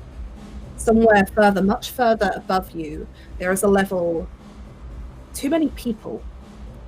There's too much mental noise there. More than the level you're on, more than the atrium below you, because you've been to that place and you can kind of pinpoint it. And your attention is turned momentarily as you hear footsteps across the floor. It's almost like the floor above you. Footsteps pacing back and forth and back and forth, that then leave. And they go and they disappear somewhere further. And then you hear the sound of the lift. And that's when you come out of this time of concentrating as Judge Grease comes back in through the door, followed shortly after by Judge Waits. All right. So I found this John, right? This John had drug paraphernalia in his apartment, and he pulls out this cloth and he tosses it. That has blood on it. This And evidence we're going to bag test it. across the room. It's an evidence bag, yeah. I come out of the back room and I hear all that, and I, without breaking my stride, putting my helmet back on. Congratulations, you're doing your job. And walk right out the door and go to the lift to go tail the footsteps that I heard. Yeah, As you when go you I'm got out, to doing the my lift- job, and the Triclops here is taking a nap in the other room.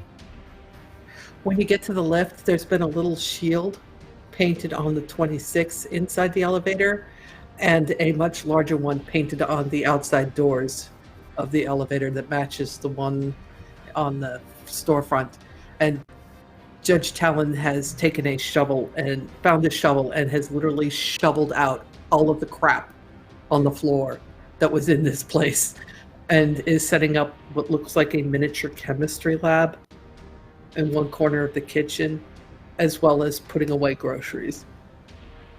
so you get to the lift just as it comes down. There's almost a sense that you've preempted this. The lift doors, which have now got the shield painted on them, as Judge Talon is on some kind of mission to make sure the block knows the judges are here. The lift doors open, and as they do, from the angle you're at, you just see the little eagle painted next to floor 26. As you cast your eyes up to a person standing in this lift, hair that is pulled back in this bleach white blonde into a what looks to be tight bun of some kind. This raggedy looking almost like overcoat of some kind with this bright blue like vest underneath. You can't tell if it's a t-shirt or not from this overcoat, and what looks to be almost, the only way I can describe them is like the trousers that you would see like nurses in hospitals wear. Those kind of loose fitting, but with pockets. Oh, scrubs. Yeah, like scrubs. Steps out, and you see this person, dark skinned, it's bleach blonde hair pulled back, and almost walks into you as they're looking at the ground. And I heard there were judges. There are judges. Who are you, citizen?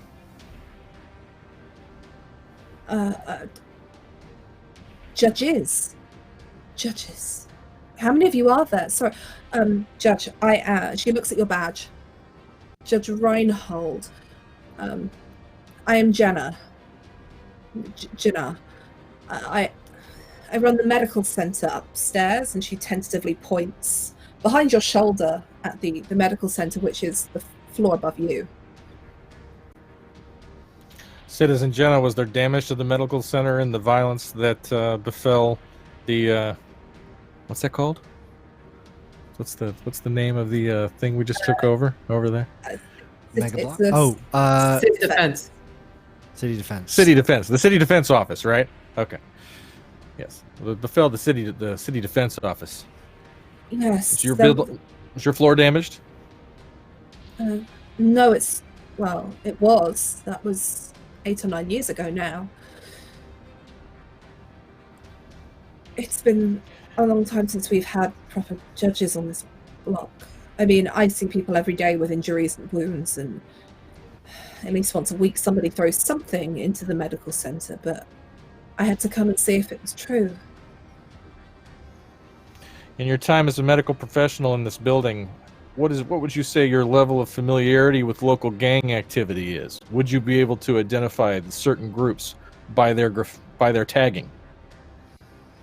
I mean, yes. If you want me to identify people, though, that's a different story. I have medical oaths to keep. I know many practitioners don't in mega blocks, but I do. A snake in a cage. What do you know?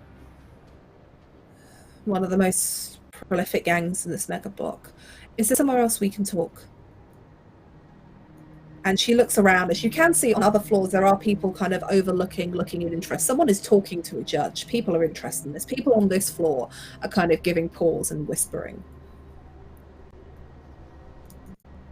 This way. I lead her to the Citi-Defense office. So Judge Reinhold reappears in this office with another person in tow. And Judge Reinhold steps through, and the person he's following, they step through as well. And What was her name? One more time? Jenna. Jana. They look around at this room, and there's a familiarity. Like, this person has been here before, is the sense you get. It's like, yes, I remember this day. I remember the two judges as well.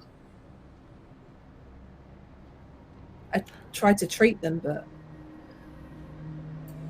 I took the bodies from here before I could try and get them back upstairs. They were The judges were murdered. outgunned. Sorry, I missed both of those. You go. They were murdered, and their bodies taken. Some of the gangs around here, they consider it a bit of a sport to take out a judge. The Cage Vipers, yeah. One of the biggest gangs in the Mega Block.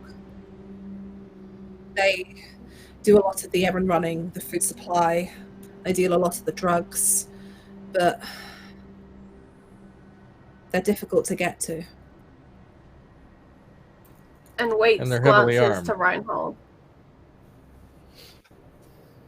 They don't need to be heavily armed. What do you mean they don't The need few to be? runners They that they nearly...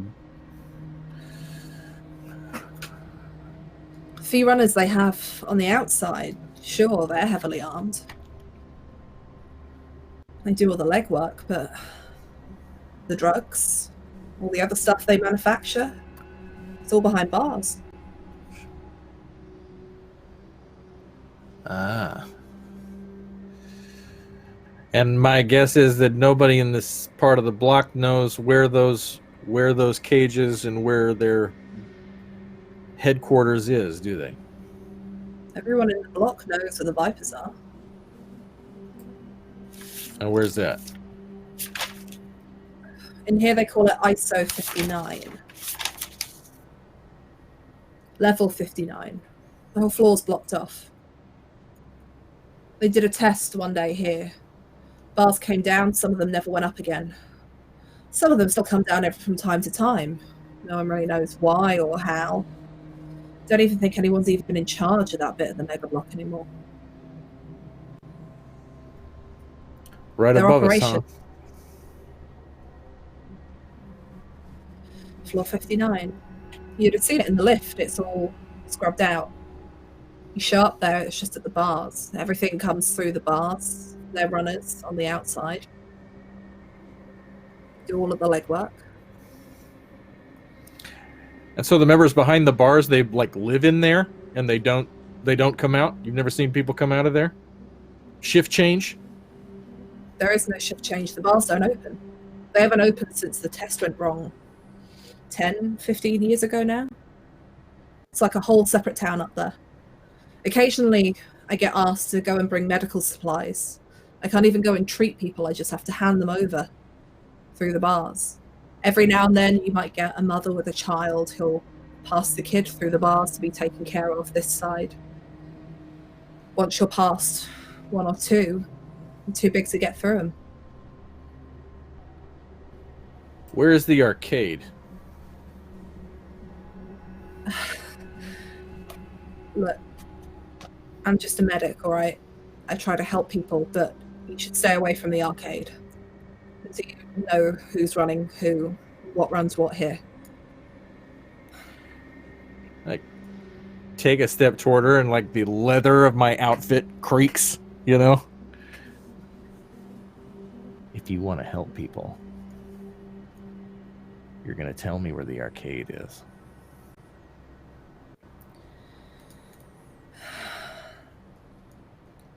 A few floors up, you'll see it marked on the lift, the little purple symbol. The arcade used to be a living area like the rest of these floors, but now it's turned into entertainment. Anything you want. It's like the red light district of the Mega Block. Gambling, drugs, prostitution, black market deals. Don't get me wrong, not everybody there is awful. There are some families. There are some food places that people have set up out of their apartments that are just trying to make a living. Some of them are the ones that were bombed out downstairs.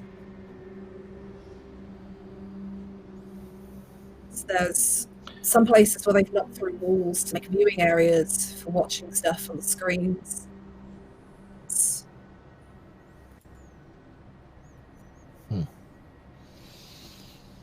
Some of it's not too bad, some of it's okay.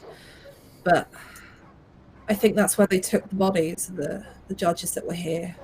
Some kind of payment, a bet. I don't know.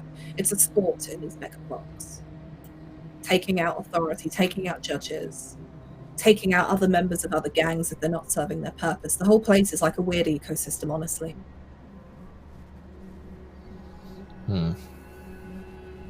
I glance at Judge Waits. Step back. Anybody else have any questions for Citizen Jenna before I dismiss her? Oh, just a moment. And Judge Talon walks in with a bag full of fresh fruit that all have the shield carved on them, or stamped, or somehow drawn, or whatever. It says, "There'll be more. Hand it out as you need to." Thank you. Oh gosh, there are families that could really do with this. And she takes the bag. Thank you. She You looks at here Reinhold.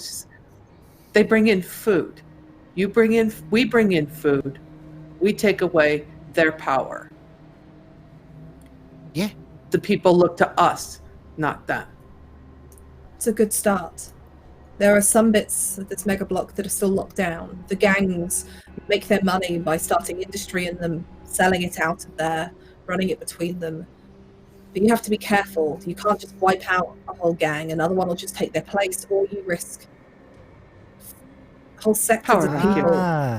I get it now. So what we do is we take control of all of the trade, so they have to come to us. We don't get caught out. They come here. The problem pretty is people locked away. Some of the ones on level 64, there's a whole sector that rely on the gangs to bring them food, water, supplies, medicine. Well, now they got the judges. Yes. Put that on the list of parts of this building to be liberated. However, this facility we are standing in at this moment is not a soup kitchen. And bullets can be distributed just as easily as fresh fruit. So let's make sure that the reputation across the building is not one of charity, but of justice. Fruits. Yes? Fruit's cheaper. Judge Reinhold, we have bodies to recover. We certainly do. Citizen Jenna, you are dismissed. If we have further questions for you, we know where to find you. Have a pleasant afternoon. If you're looking for the bodies of those judges, they'll be long gone. That was nearly 8 years ago now. The actual bodies are not the point. What do you know of a girl named Serena? I'd have to look at patient records. I see lots of people in this mega block, Judge, and you see she doesn't look at you any differently than she has the others, but she does kind of stoop down to read your badge. Grease. That's an interesting name. Judge Grease. My last name's Oil, but when I went up to the guy who stamps the badges and told him he made a mistake, he told me to move along. Dick. Yeah, big dick. If you want my did I ever advice, tell you what I did to his coffee maker? I'll tell you later. Oh, you gonna have to tell me that later. if I were you, I would try and get this place up and running. It used to be quite defendable at one point until it all kicked off. Once people find out you're here, there are people who are not going to be pleased with your presence. Don't worry.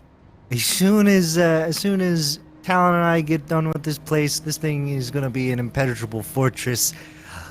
Let's just say we're gonna have a big red button. I don't know what that means. Oh, Any gang that rolls up on the judges, they know what the big red button gonna do. Judge let's Grease, Judge Talon, you discussed fixing the elevator. Can you briefly that's- disable it? Yeah, we could briefly we just cut the wire. Yeah. Boom. Briefly No lift, disable no problem. it. Just briefly. What do you You cut the To wire, easily and when you're ready to go, reverse you yes, Do you by think that- putting the wire do back you think together. that I can fix it? If there's nothing else, I'm going to go in. There are some families that could really do with this food. And they leave and exit, thanking you, Talon, for the fresher apples. I'll get more when I can.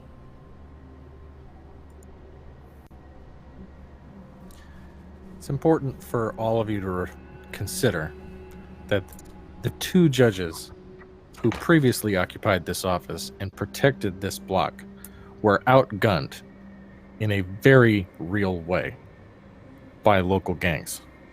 Okay? Now, there are twice Some as good many. chemists. I am looking forward to seeing your talents revealed, Judge Talon, because so far you've done a fair amount of calling out the ballistic situation in this room and also have dinner going. So, Oh, here- that's not dinner. what is the purpose of all the food, Judge Talon, if not Well- to eat it? It's not all food, and that's not soup. That's liquid plastique. Grease goes in, grabs a ladle, throws it on the ground, pulls out a match, throws it on the liquid plastique, it explodes. Boom. It's cooking. Oh, now I get it. All right. Good. Continue, Judge Reinhold, I share your fears. This is why I suggest we temporarily disable the elevator. Prevent access to this level, briefly. We have to deal only with one populace at that time. But it must be briefly. As was expressed, there is a delicate balance here. Okay, so when you say briefly, you want it just to go to certain floors? Or I want you it to just stay on our floor for about 4 hours. Perhaps 4 longer hours? if Judge Talon and yourself require more time.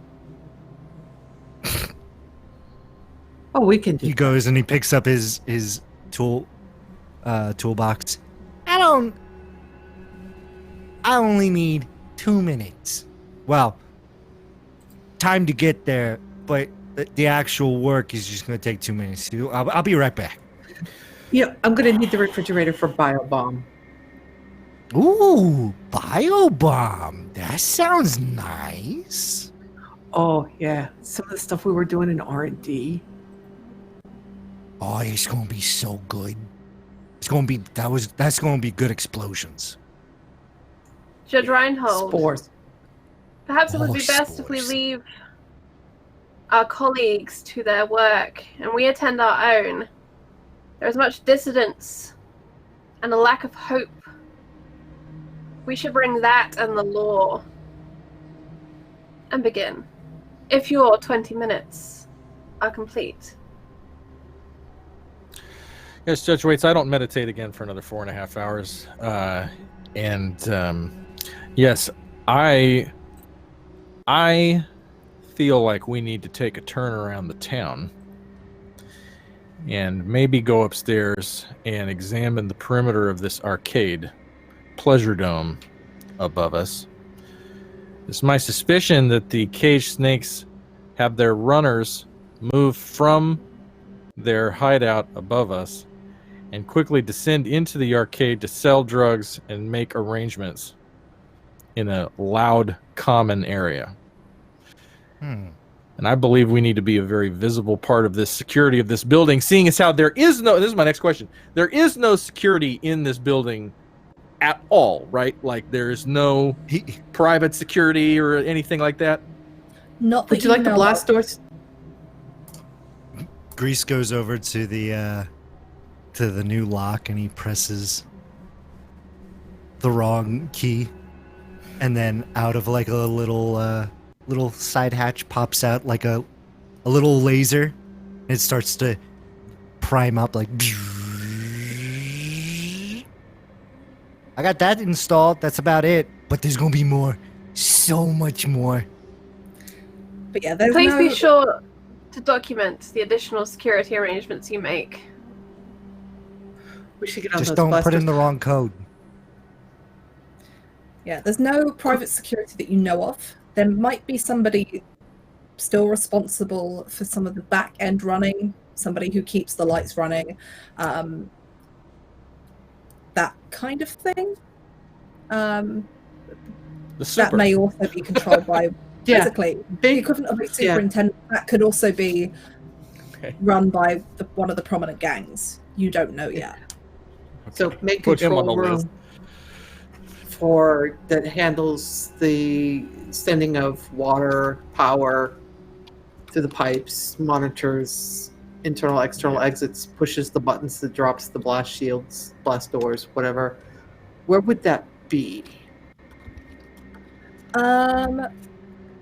In most mega blocks, it would probably be somewhere off of the atrium, or somewhere towards the very top, where some of the service stuff would be near the roof. Okay, so that's on Talon's list next, is to discover that, to trace that. Probably fastest to trace it back electrically Yes. rather than try to explore physically. So that's on Talon's list to do. So I have a question then. What is it you all wish to do? Because you've probably spent the better part of your morning and you're now kind of early afternoon being briefed, getting ready and getting here. What is it you wish to do with the rest of your time? Who is going off where? Grease is gonna go over. God. He's gonna go over to the lift, and he's going to climb up the shaft, go up to the very top motor, and disable it. Okay. Make me a. This is going to be intelligence, and if you have like engineering or Mhm. mechanics, I do. something along those lines. 46. Yeah, that's enough. You easily manage to locate the right cable, snip it.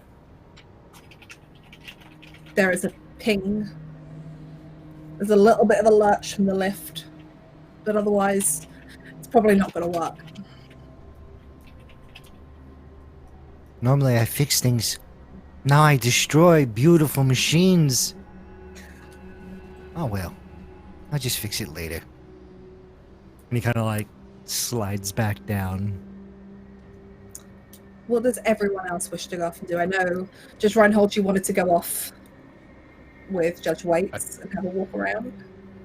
I think that Waits and I, after making it clear to everyone that control over the building is our number one priority, or at least assessing who has it, because if they really are upstairs, if it's like the movie and all the security stuff has been ensconced behind the cage in the upper floors, I want to know about it. And so after sort of telling Talon and Grease that, I look at Waits and go, do you want to take the stairs up to the arcade?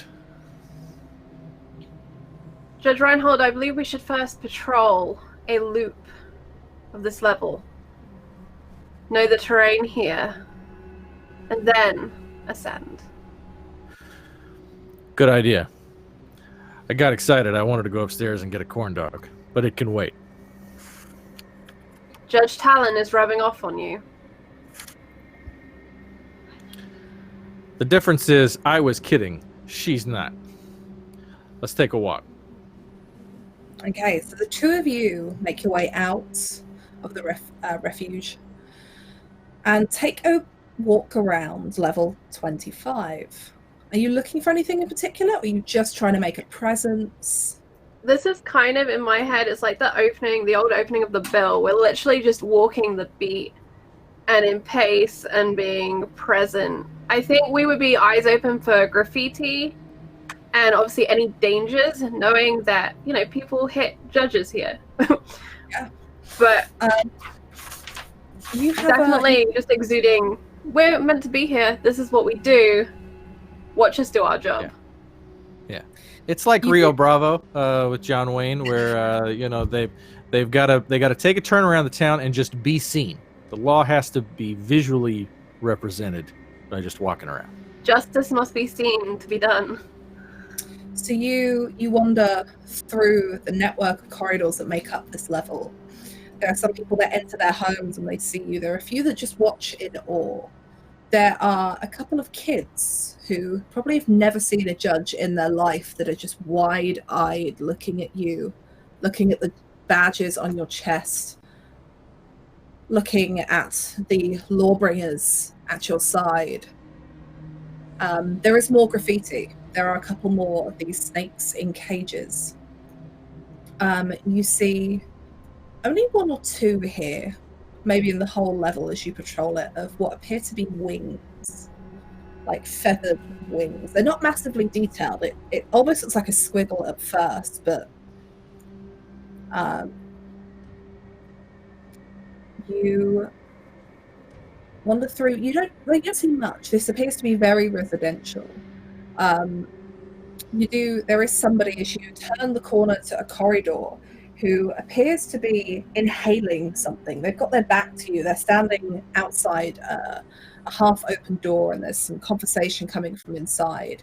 And you watch as there's a big inhale, this sound, as then there's this drift of smoke, this white smoke that comes from something in front of this person's face as they lean back. And they say something into the room that comes out as a mess and a jumble of words. And they stand there. Citizen!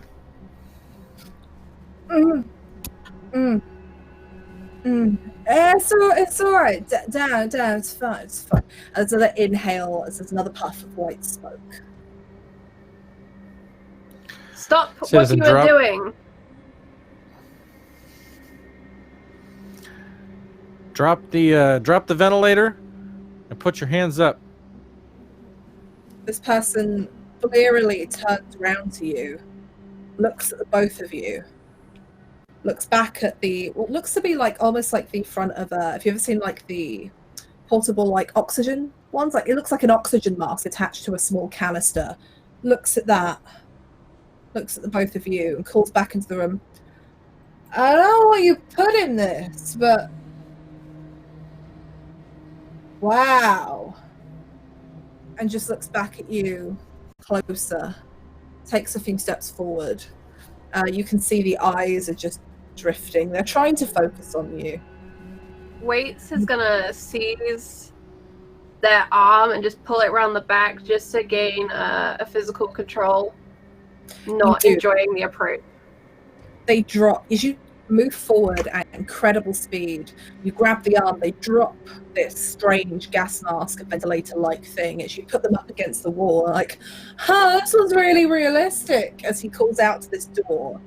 And someone approaches, and Judge Reinhold, you see this face pop out of this young woman, really sunken cheeks, hollow eyes.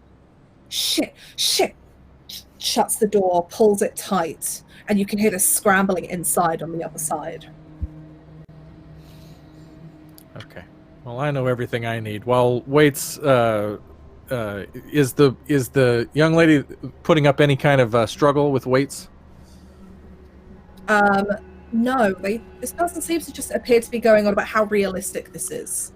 Just totally off She's their high as a fucking kite. faces. Yeah. High as a kite. You've got this one. I draw, and I want to, before I kick the door down, I want to listen quickly to see if I hear any guns clicking or any anything. Just a moment before I kick the door down. Just make me a. Because then I have all these Make me a luck. I don't get it. Luck test. And if you've got perception or anything like that. Got perception. Let's do luck and perception. Because this isn't the split second beforehand. Right. No. Don't forget you've got that auto pass You do have an From- auto success. Ooh. from RPG Webby from earlier. Yeah. Okay. Let's do it. Okay. I'm reaching out with my wits and my powers and my ears to pick up what's You going hear the on the other sound side of the of door. what you think from your training is the sound of a single handgun being like prepared, like the sound of slide coming back. Sorry, so they've locked it? Yeah, so it sounds like somebody, it's that sound that you get when you pull the slide back on a handgun as you load the first round into the chamber. Okay. All right, so I'm going to turn around and put my shoulder against the other side of the door and look at weights and draw and nod at the door. Draw your Lawmaster. Yes. Waits, cracks and clicks the handcuffs into place on the first individual and just kind of shakes them so that they off balance and fall to the ground. Oh, this Sure. person's on their knees, just being like, wow, this is... Wow. And just like, is content to stay there. They are clearly having some kind of hallucination. They have no perception of what's really actually happening. And then she'll move into tactical position opposite Judge Reinhold, lawmaker, drawn. I do want to remind you both that there is a nice little handy reference for your lawmaker that shows you all the types of rounds that you have in case you haven't got it up already. In case there's anything you want to use to prepare to go in. Or you can just kick the door down and... I think load up stun. Not here to murder anyone today. Okay. Or legally end their lives, obviously. You load up stuff. All right, so I'll set mine to. I'll see that she's doing that, and I'll set mine to stun, and be like, I'm first, and because he trusts his precognitive abilities so implicitly, like turn and square my shoulders with the door, and get ready to kick it down, unless Waits has something she wants to do first. You kick the door in with incredible force. It's not the first time you've had to do this.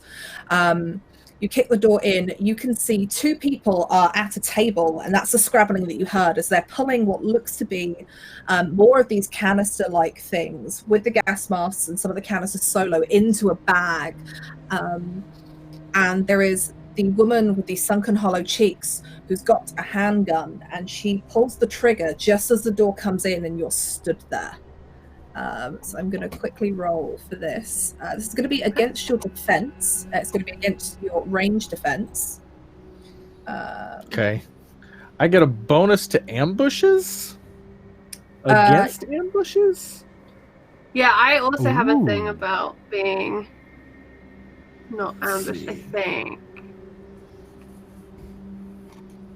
I've got unflappable. You are not easily distracted or surprised. But this is about the feint exploit, which I think is different from what they're doing. Yeah. But even like narratively, Sure. you are not surprised that somebody is about to pull the trigger Yeah. as this door is open. Right.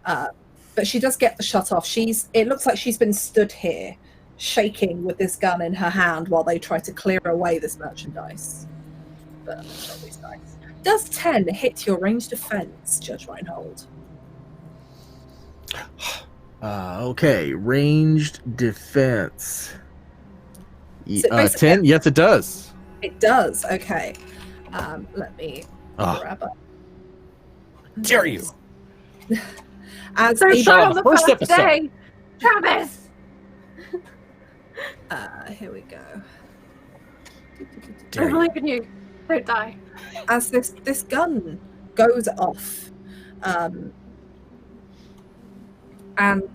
it hits against your currently pristine judge's armor. I'm just looking for the stat for the right gun. It is this many d6. Oh, I've clicked the wrong d6. That would be useful if I had the right one, wouldn't it? That is 11. And that's, you take off any of your soak from that. Oh man. Okay. Let's see. So, okay. So they do 6. All right. So I'm at 14. 14, yeah. As this bullet you kick the door in, and she's quicker than you imagined, and you probably get the feeling it's nerves. Whether or not she meant to pull the trigger, it was the instant reaction of the door coming in, there's a loud noise, there's someone there, and she's just gone click.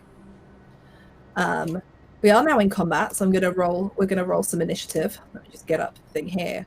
So initiative is an intuition check. But you may have some bonuses. So I do. I got a sweet bonus to initiative over here now. Yeah. In fact, I think I have a permanent plus 2d6 to initiative checks. One from reflexes and one from combat precognition, for those of you keeping score at home. Okay, so yeah, so it's the if you take your initiative from your attributes, if you have any skills that you think might apply, I will let them apply. If anyone's got, I've got trouble sense as well. Sorry, I didn't realize I was muted. You are easily able to spot trouble before it happens. You gain a plus 1d6 bonus to initiative checks. yeah, I'll let this happen here. So if you roll those for me, we'll see who gets to go Okay, first. so it's I get 1 from that, 1 from intuition. What was the base of an initiative? It's intuition, so it's INT on the attributes. Oh, INT? Yeah. Okay, so that's 3, 4, 5 dice for me. Oh, Yeah, do so I you get guys- intuition on top of that? You guys are capped because you've got 6 grades. You are capped at your dice pools being 66 Okay, so I'm rolling a 5d6. Total? Okay. total. Yeah. Oh, because I got way higher than that. Okay, all right. Really? Even with the plus from combat precognition, we cap out at 66 for a dice pool? I don't think that counts towards it. I'll have to double check in a bit, but as far as I know, the cap is whatever your grades are in terms of careers. Okay. Oh, okay. It's Not fine. my I base. just remembered in combat, so. So yeah, you need to use your dice pool number, not your other number as well. Yeah, so Okay. you're adding all your dice pools together. I will roll for her. Not great. Okay, wait. So it's intelligence plus intuition plus Mhm. bonuses. So I think on this, what I read earlier as intelligence is actually intuition, and logic is intelligence, if that makes sense. So it's Okay, okay, that makes sense. plus whatever other bonuses you have. Because I got 11 here. I'm looking at rolling 11d6 here. Are we ready to rock on that? Let me double check. Because for I've you. got an 8 intuition. I've got a +1 in skill intuition. And 8 then I've should got give a you, plus- what's the number in the shield, Travis? The number in the shield, not the triangle 3. number. That's what I 3, wanted so to know. it's Okay. 3. Yeah, it's not 8. That makes it's sense. 3. Okay, so 3, Yeah, so 4. So I roll 6. Cool. Yeah, so numbers in the shield that you're looking for. Got it. Okay. Did I do it? No. Slash dice, 66. Slash die. Yes. Slash die. Mhm. I'm getting used to What we want fancy the enemy now. to do, you know? Judge Reinhold, you are first. There's a woman standing in front of you, shaking hands with this gun that has just gone off, and it's come through, I imagine, kind of like grazing the top of your shoulder as the bullet's lodged in the back of the armor plate on your shoulder. There are 2 people who are now beginning to scamper up, trying to, there's nowhere for them to go, but they're trying to move into one of the other rooms of this apartment with this bag of some kind of hallucinogenic drug. Cool. Okay. So I don't have the cone. Okay. I want to stun the one that shot me.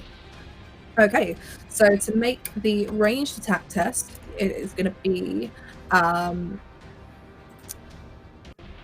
either agility or intuition. against their ranged defense. If you've got pistols, that will apply for your lawmaker. Okay. So agility or intuitions, whichever's higher. Yep. Plus pistols, so 3, 4, and that's it right there. Okay. Pretty much, unless you've got any other exploits that affect you shooting.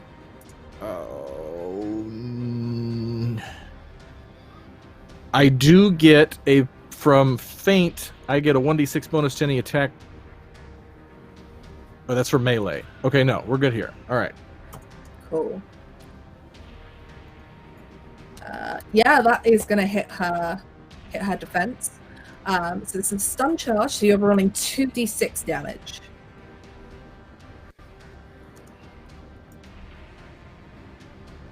Nice. Yeah, you hit her, and she will gain the stunned condition. And you watch as she is hit by this charge. There's like the spark of electricity across her as she falls to the floor, and there's almost like when someone's been tased. That's like convulsion as she drops the gun that she's holding. And then I think you still get another action. You can move. Cool. I run toward the two people who are fleeing. Okay, so you make your way into the room, I imagine kicking her gun out of the way of her hand as you go towards those two people who look like they're trying to make it into a bedroom of some kind. Judge Waits, what are you doing? You see Judge Reinhold let off this perfect shot as this woman drops to the floor. Originally, Waits had been about to shoot that bag that was in the person's hands in an attempt to cause a diversion to slow them down, but seeing Reinhold pick up pace and grow in proximity, she's going to just take aim for the person who seems the most cognizant of what they're doing and is in lead of the pair, and she's going to shoot them with her stun. It actually looks like the person who is not carrying the bag. The one with the bag is in front, and there is a man pushing this other woman almost through this door. It's like a move, go, and you're going to go for him? Yes, I would like Cool. to. So same thing, you're making a ranged attack. Okay, attack. I've got range 3 stun on it, and I need to roll. Sorry, agility, Virginia, what do I need for that? Agility or intuition with any of the skills that will be 3 plus pistols. I guess the lawmaker counts as a pistol, right? Yeah. Okay, so 3 plus 5. I get to roll 5 again. Yeah, that'll hit the defense. So you're doing 2d6 stun. Yeah. I also. Oh wait, I didn't do the aim exploit, so that's not valid. Cool.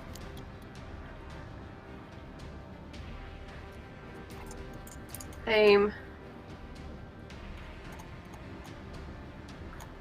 To attack again. Okay, sorry, I'm just reading my little exploits, making sure I've got everything covered, but that is everything that I can see on my sheet. That's okay. And then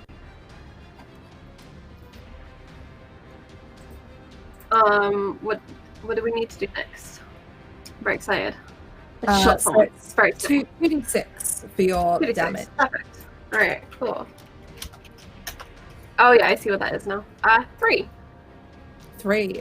Okay, yeah, again, you fire this off, there's that bolt of electricity as they drop to the floor, convulsing from this stun. And the whole time she is just barking, drop the bag, don't move, judge, block judges, just intimidating, noisy I imagine you've vocalizations. got the speakers going on the helmet as you talk, yeah. The two on the floor convulsing, you see the woman with the bag, you hear the sound of metal hitting the floor as it sounds like she's dropped it in this bedroom. And Do we have radios to communicate with each other? In the helmet. Yeah. Okay.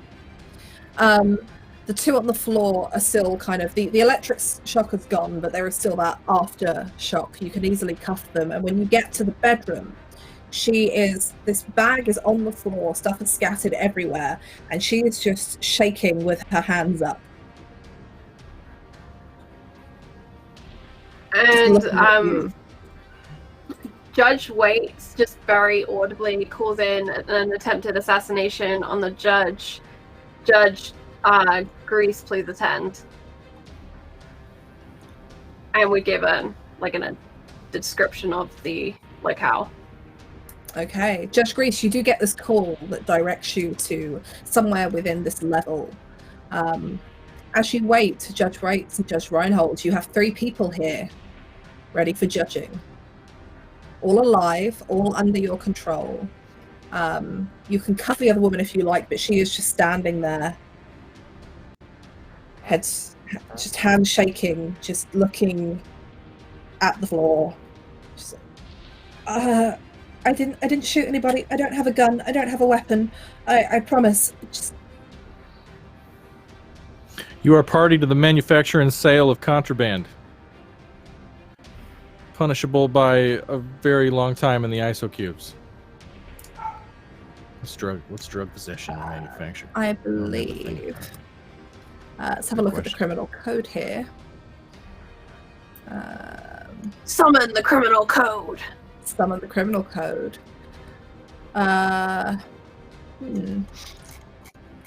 It's not. Oddly enough, it's not listed on the link that I have. 1 I'd to say 5 years. Yeah. Possession of a that says publications. I'd say you're probably looking at 5 years ISO cubes. Mm-hmm. Restricted substance. You're looking at 5 years in the ISO cubes. What is the what are you distributing from this disgusting apartment here? It's just gas. That's all. It's oxygen mixed with, I don't know, something else. I don't make it. Look at They're Judge calling it Waits. cinema. It gives you vivid. I don't know. I don't even take the stuff. I swear. How did you Slow-mo. acquire this illicit substance? I mean, everyone's selling cinema. It's the Everyone. Who in particular sold you this substance? I can't remember. There are so many people. I don't know the names of people. I hear things are good and I buy them. That's all. An additional sentence of 3 years in ISO cubes for lying or withholding or impeding the investigation of a judge. Look, if I tell you, then when I get back here, I won't be able to come back here. All right, please, don't. Well, you won't be coming back here either way.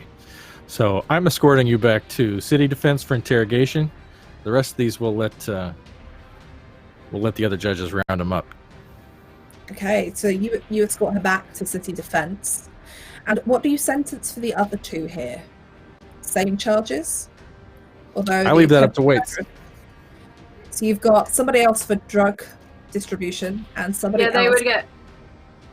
They would get 8, I imagine. Not only were they distributing, but they attempted to flee judges, and then it would be a more severe punishment for the attempted assassination of a judge. What do you determine that punishment to be, Judge Waits? I think In the city block that has killing judges as a sport. I think she would make it look like this individual was dead as they were removed, but the actual punishment would be 40 ISO cubes. Okay. So you do so. You hit them again with the stun, and it's enough to knock them out. You call dispatch and ask for a wagon to show up to take the prisoners to ISO cubes, and it does so.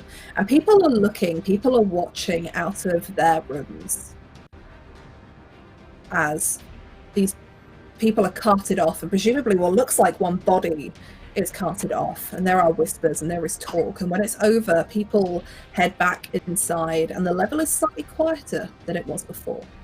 Judge Judge Waits Reese. will just proclaim to the area that the Department of Justice will see to the proper lawful execution and manifestation of the judgments that have been passed here. And basically be like, Department of Justice is going to deal with this. We're not here to just execute people on the block, but justice will be done, kind of thing. Okay, Judge Grease, you arrive on scene as Judge Reinhold is bringing out this woman, and Judge Waits is awaiting the wagon to show up to retrieve the other prisoners.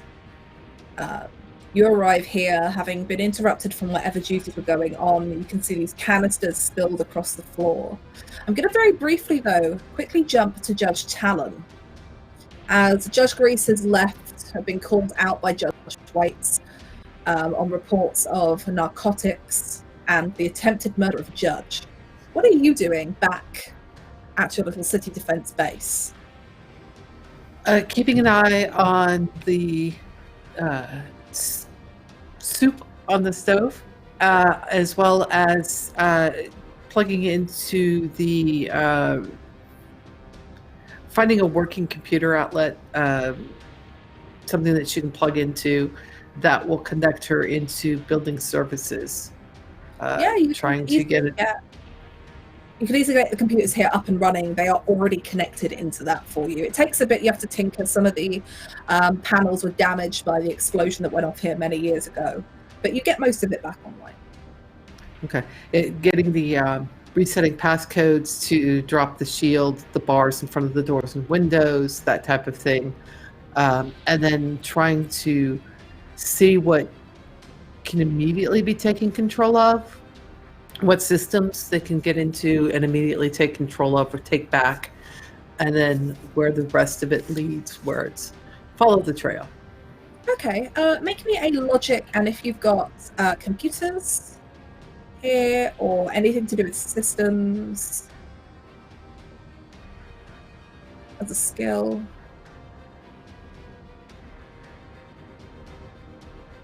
I think you're muted, Cleric. Because I do that all the time. I love meeting myself. Nothing. Perception would probably be the closest. I'll let you have perception. You're trying to read through all of this because this is technical data as well. So okay, so logic and perception. So 5d6.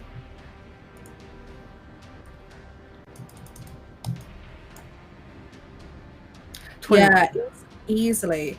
You have a look through, and it looks like control of whatever would control the other bars on the levels you've been told about that are locked off. You don't have control of that system. It looks like that is controlled from somewhere on one of the upper levels, but that system looks heavily damaged. Like, you're looking at error report after error reports, and it's no wonder that areas are still locked off, or that areas get locked off seemingly randomly.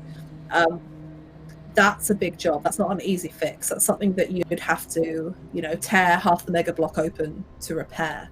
From here, you can reroute control, but it looks like there's some stuff based in the atrium that you might be able to get, like the shop fronts and things like that. So if you wanted to do a curfew, you could reroute power from there back up to here, and that would lock off all of the services in the atrium at your command from here. But everything else, this actual system where you are has been outrouted. It's not controlling really anything apart from here at the moment, and you imagine that's been done deliberately over time by some of the gangs within this mega block.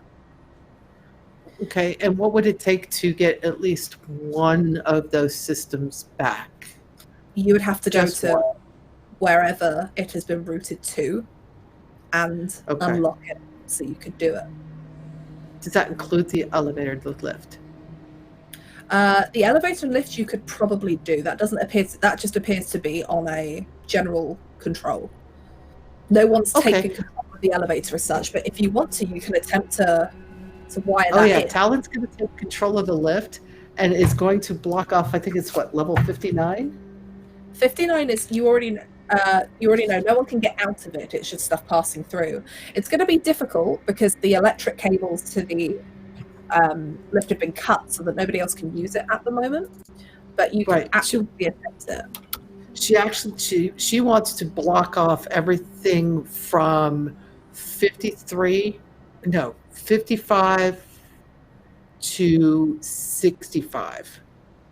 So that anybody that has to get to 59 has to use the stairs. Yeah, and you imagine that the stairs will also have a bar over them, but it's going to be a walk. In which case, I'm going to say this would have been difficult, but you have also this would have been challenging, which would have been 12, but you have locked off the you have cut the cables to the elevators. This is going to be difficulty 16, and it's going to use, I'm going to say this is going to be logic, as you're actually have to do this through the system, and it would be computers or something to do with systems. Mechanics would really apply here. Can I use quick repair? That lets me use my toolkit to spend 2 actions to quickly repair a vehicle, robot, or other mechanical object. I'm trying to repair a mechanical system. Sure. I think you're skilled enough as a tech judge that you can make that work. Okay, so logic. Yeah, this is actually Grease's area of expertise, but yeah. All right, so that'll be 5d6. Roll 27. Yes, absolutely. You gain control of the lift even after Grease has cut the electric cables. You know his work well enough, and you know how to reroute around it. You do have control of the lift. People can still use it, but you are able some basic functionality of stopping the lift and closing it. You can't really control what floor it goes to when someone's in there, but you can basically stop it and start it again. Okay, yeah, I can shut down what I can keep them from getting to certain floors, making them work for it. Those floors off. If you know someone's in the lift that shouldn't be, you can stop the lift mid-level. But very quickly then, jumping back to Judge Waits, Judge Reinhold, and Judge Grease, who's just arrived on scene.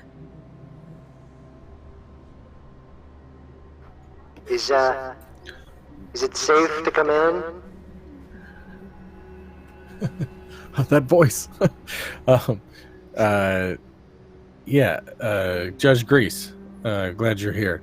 While I escort this perp to Citi-Defense, I need you to go inside and round up all narcotics and get them ready for transfer back to the Citi-Defense office. We don't want to leave any of this slow-mo behind. Roger. And he just kind of walks over, hops through the window, and then just kind of goes over and starts bagging the drug evidence. You begin bagging all of this drug that has been called Cinemo. This all of drug. This gas mask-like contraption with a canister on it. Judge Reinhold, you begin to walk back to Citi-Defense, where Judge Talon is presumably waiting with this prisoner. Judge Waits, are you following with Judge Reinhold, or do you stay behind with Judge Grease? Judge Waits will remain at the scene with Grease. Okay.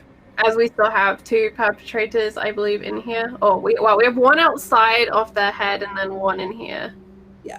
Who is stunned. You round them up, you get them all out into the corridor where you can see them and you can control them. And also it makes a bit of a display to the people watching. Judge Reinhold, you get back to that main bit of the floor where you're near the barriers that overlook down into the atrium below. When suddenly you hear, Judge Waits, you hear this too, but far distant along with Judge Grease. And Judge Talon, you'll hear this from the inside of Citi-Defense. Sound of gunfire ringing out. It's closer for you, Judge Reinhold, as you stand here. You can hear it clearly. It's more muffled for the 2 of you back in this apartment as you're bagging up these narcotics. And Judge Talon, you can hear it through the door of the Citi-Defense. Judge Reinhold, I imagine you make your way to Citi-Defense, somewhere defendable with plated walls.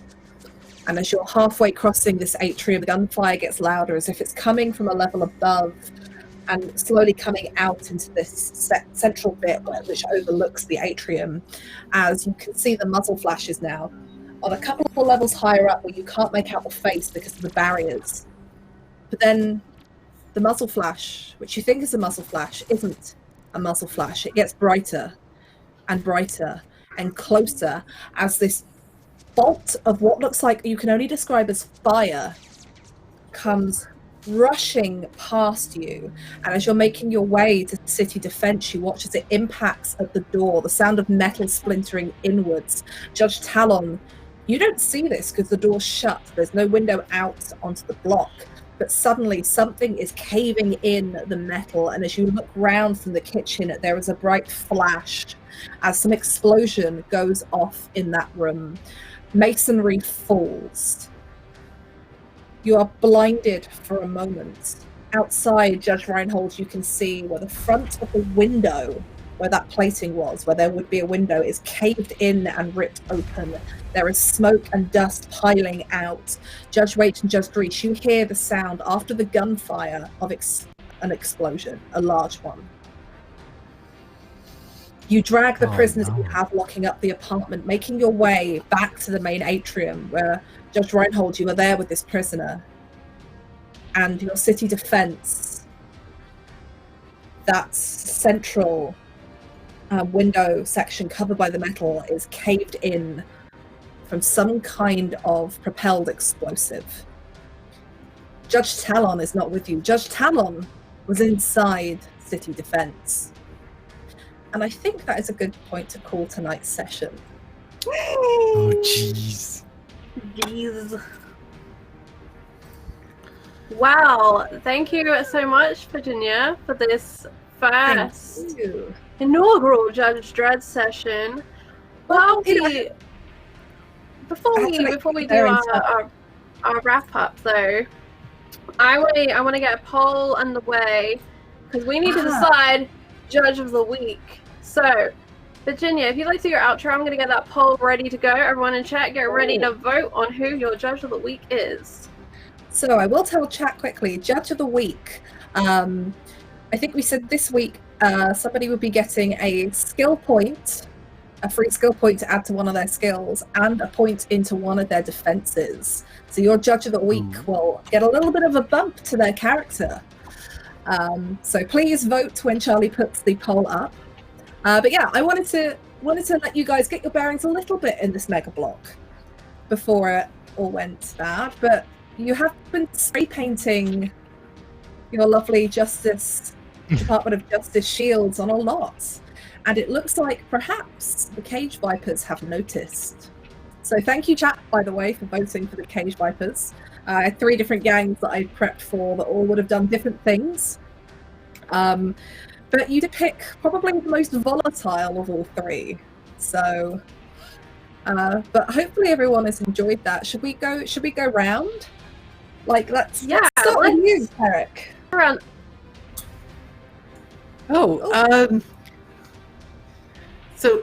Yeah, this was great. I had no idea what to expect. I've seen the Carl Urban movie twice. This is great. I really loved it. I love the way these judges are pairing up and working together, and how they're seeming to balance each other out. I love Judge Waite's not pulling the trigger. That was great. That was really great. And I forgot my sentence at the beginning, but just for those who are wondering, Judge Talon is a young, lucky, distracted, human ex-tech judge who loves to cook. So I'm looking forward to seeing what's going to happen. Yes. Again, cooking is nothing but chemistry. That is true. Where can we find you on the internet, Cleric? You can find me at Cleric of Cord, hanging out in various Twitch streams, watching, especially here on Encounter Roleplay, and on Twitter. I have a pinned tweet letting you know where I'm at throughout the week, so come by, say hi. Next stream will be Tuesday night, I believe. So, yeah, come check me out where I'm in an all-evil campaign. A lot of fun. Oh. And Travis, playing Judge Reinhold. Man, how we doing? So good. This is so much fun. Every time I start a game, you're a little apprehensive. You're not sure what it's going to be like. I have really very little clue what I was gonna do here today, but I love it. It's coming together, and I feel like if Judge Reinhold or Andrew McCarthy or Marklin Baker in their heyday got the kind of role they really wanted, that is what I'm going to attempt to do in this thing. They were always cast as comic relief, but if they got an action hero role, this is how it's going to play out. So I love this, and I loved how I didn't know what the hell was going on with the food until just now. And Judge Waits is hardcore, and Judge Grease is our plucky comic relief with the heart of gold. And I'm looking forward to the next few weeks. I'm at Producer Trav. I produce and cut WebDM YouTube channel that you should check out. This week we're talking about something. Homebrew Spells was last week. I can't remember what the hell we did. And so also I play D&D on Monday and Tuesday nights at Laugh Love Lindy's channel. So check out that business. Thank you for having me. Travis, something to update for you on the subject of Judge Reinhold and getting the roles you want. Hamley has donated for you to have a auto success for next episode, so make a note of that. Woohoo! And thank you very much, Herm. Thank you, Herm. Thanks, Herm. Thank you, Herm. Zippy playing Judge Grease. How was that for you? I loved it. I love it. I love playing small characters who just is so good. I love playing small characters. I'm so happy I get to be a chimp. I love the voice that you're doing. For anyone in chat who's wondering, chimps technically I don't think are supposed to be able to, aren't listed as a species that can be judges.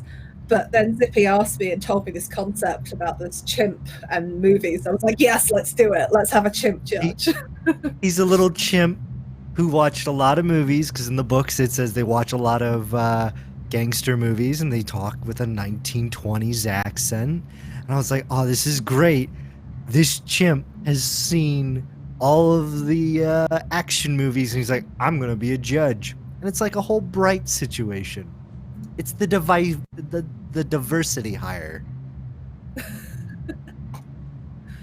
And So. Charlie. This is a lot of fun.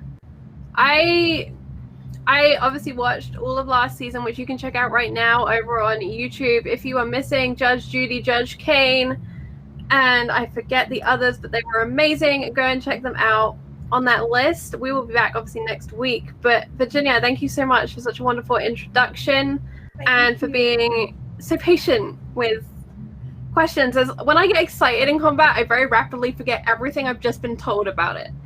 Oh, that's okay. I do too. It's fine. And I'm still very new to the Judge Dredd system. When Charlie asked me to do this, it was like, yeah, I'll do this. I don't know this. I'm gonna have to learn it. So we're all kind of learning together. But actually, it's coming together quite well. I'm really enjoying how all the skill tests work. I like building dice pools. It's fun. I like watching you guys build dice pools because I'm a GM that barely ever rolls any dice. But thank you so much, Charlie, for having me on here. Shameless self-plug very quickly, if that's okay. I am Tabletop Horde on Twitter. You can find my schedule up there, which needs updating, but will be updated with everything that I do. You can find me here on Fridays now, running Judge Dredd for these wonderful people. You can find me on Thursdays over on RPG Webby's channel as a player on After the Fire, which Charlie is also on. She plays my stepmother. And coming out soon, I think the 18th of this month, Red Moon Roleplaying will be releasing the first episode of Descent into Avernus, which I am also a player on. So please go and check that out when it's available. And is there anything else, Charlie? Have I forgotten anything else? I would like to plug that. Go ahead. The 18th of this month. Hello? Oh, I just said that. Hello? I just said that one. Me? That's Red Moon Role-Playing, unless there's something else on the 18th of this month. I thought that was another thing that was coming out. No. Isn't there like a monthly meat grinder coming? Charlie, so I double checked the you. Yes, I have a few things that I would like to plug. First and foremost, monthly meat grinder. So on the 28th, we have a deep dive into Castle Ravenloft with Jonathan Fry, fund driving to raise money towards the big cast payment pot so that we can pay the cast a little bit extra. And you can join us. There are prizes, giveaways, and all of that fun stuff coming up. So please check that out. Let me post some things in chat. Cat beat me to the meat grinder one, but please do join the Discord as well. We are posting up more information there. We have the primer coming up tomorrow. Cat is so quick off the draw. I was not ready. I can announce that it wasn't a fix, but I won Judge of the Week.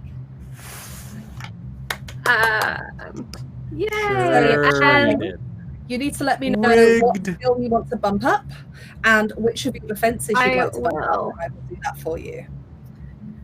And I wing up our law and disorder chart, but I'm fairly sure we are not changing this week.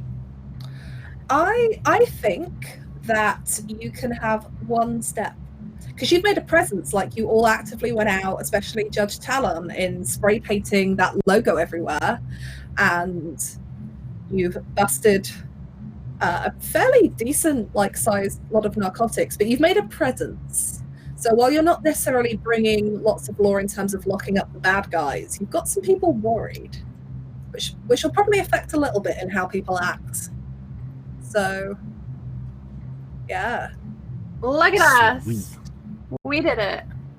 Okay, Look, so we I'm going got to try and one red reschedule.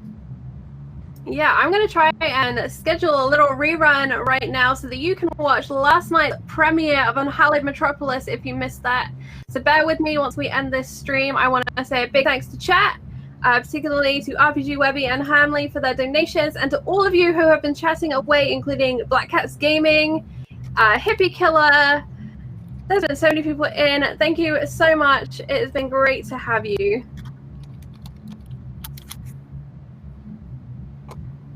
And so without any further ado, I will say, try not to roll too many nat ones because we want to be there laughing when you do. Good night.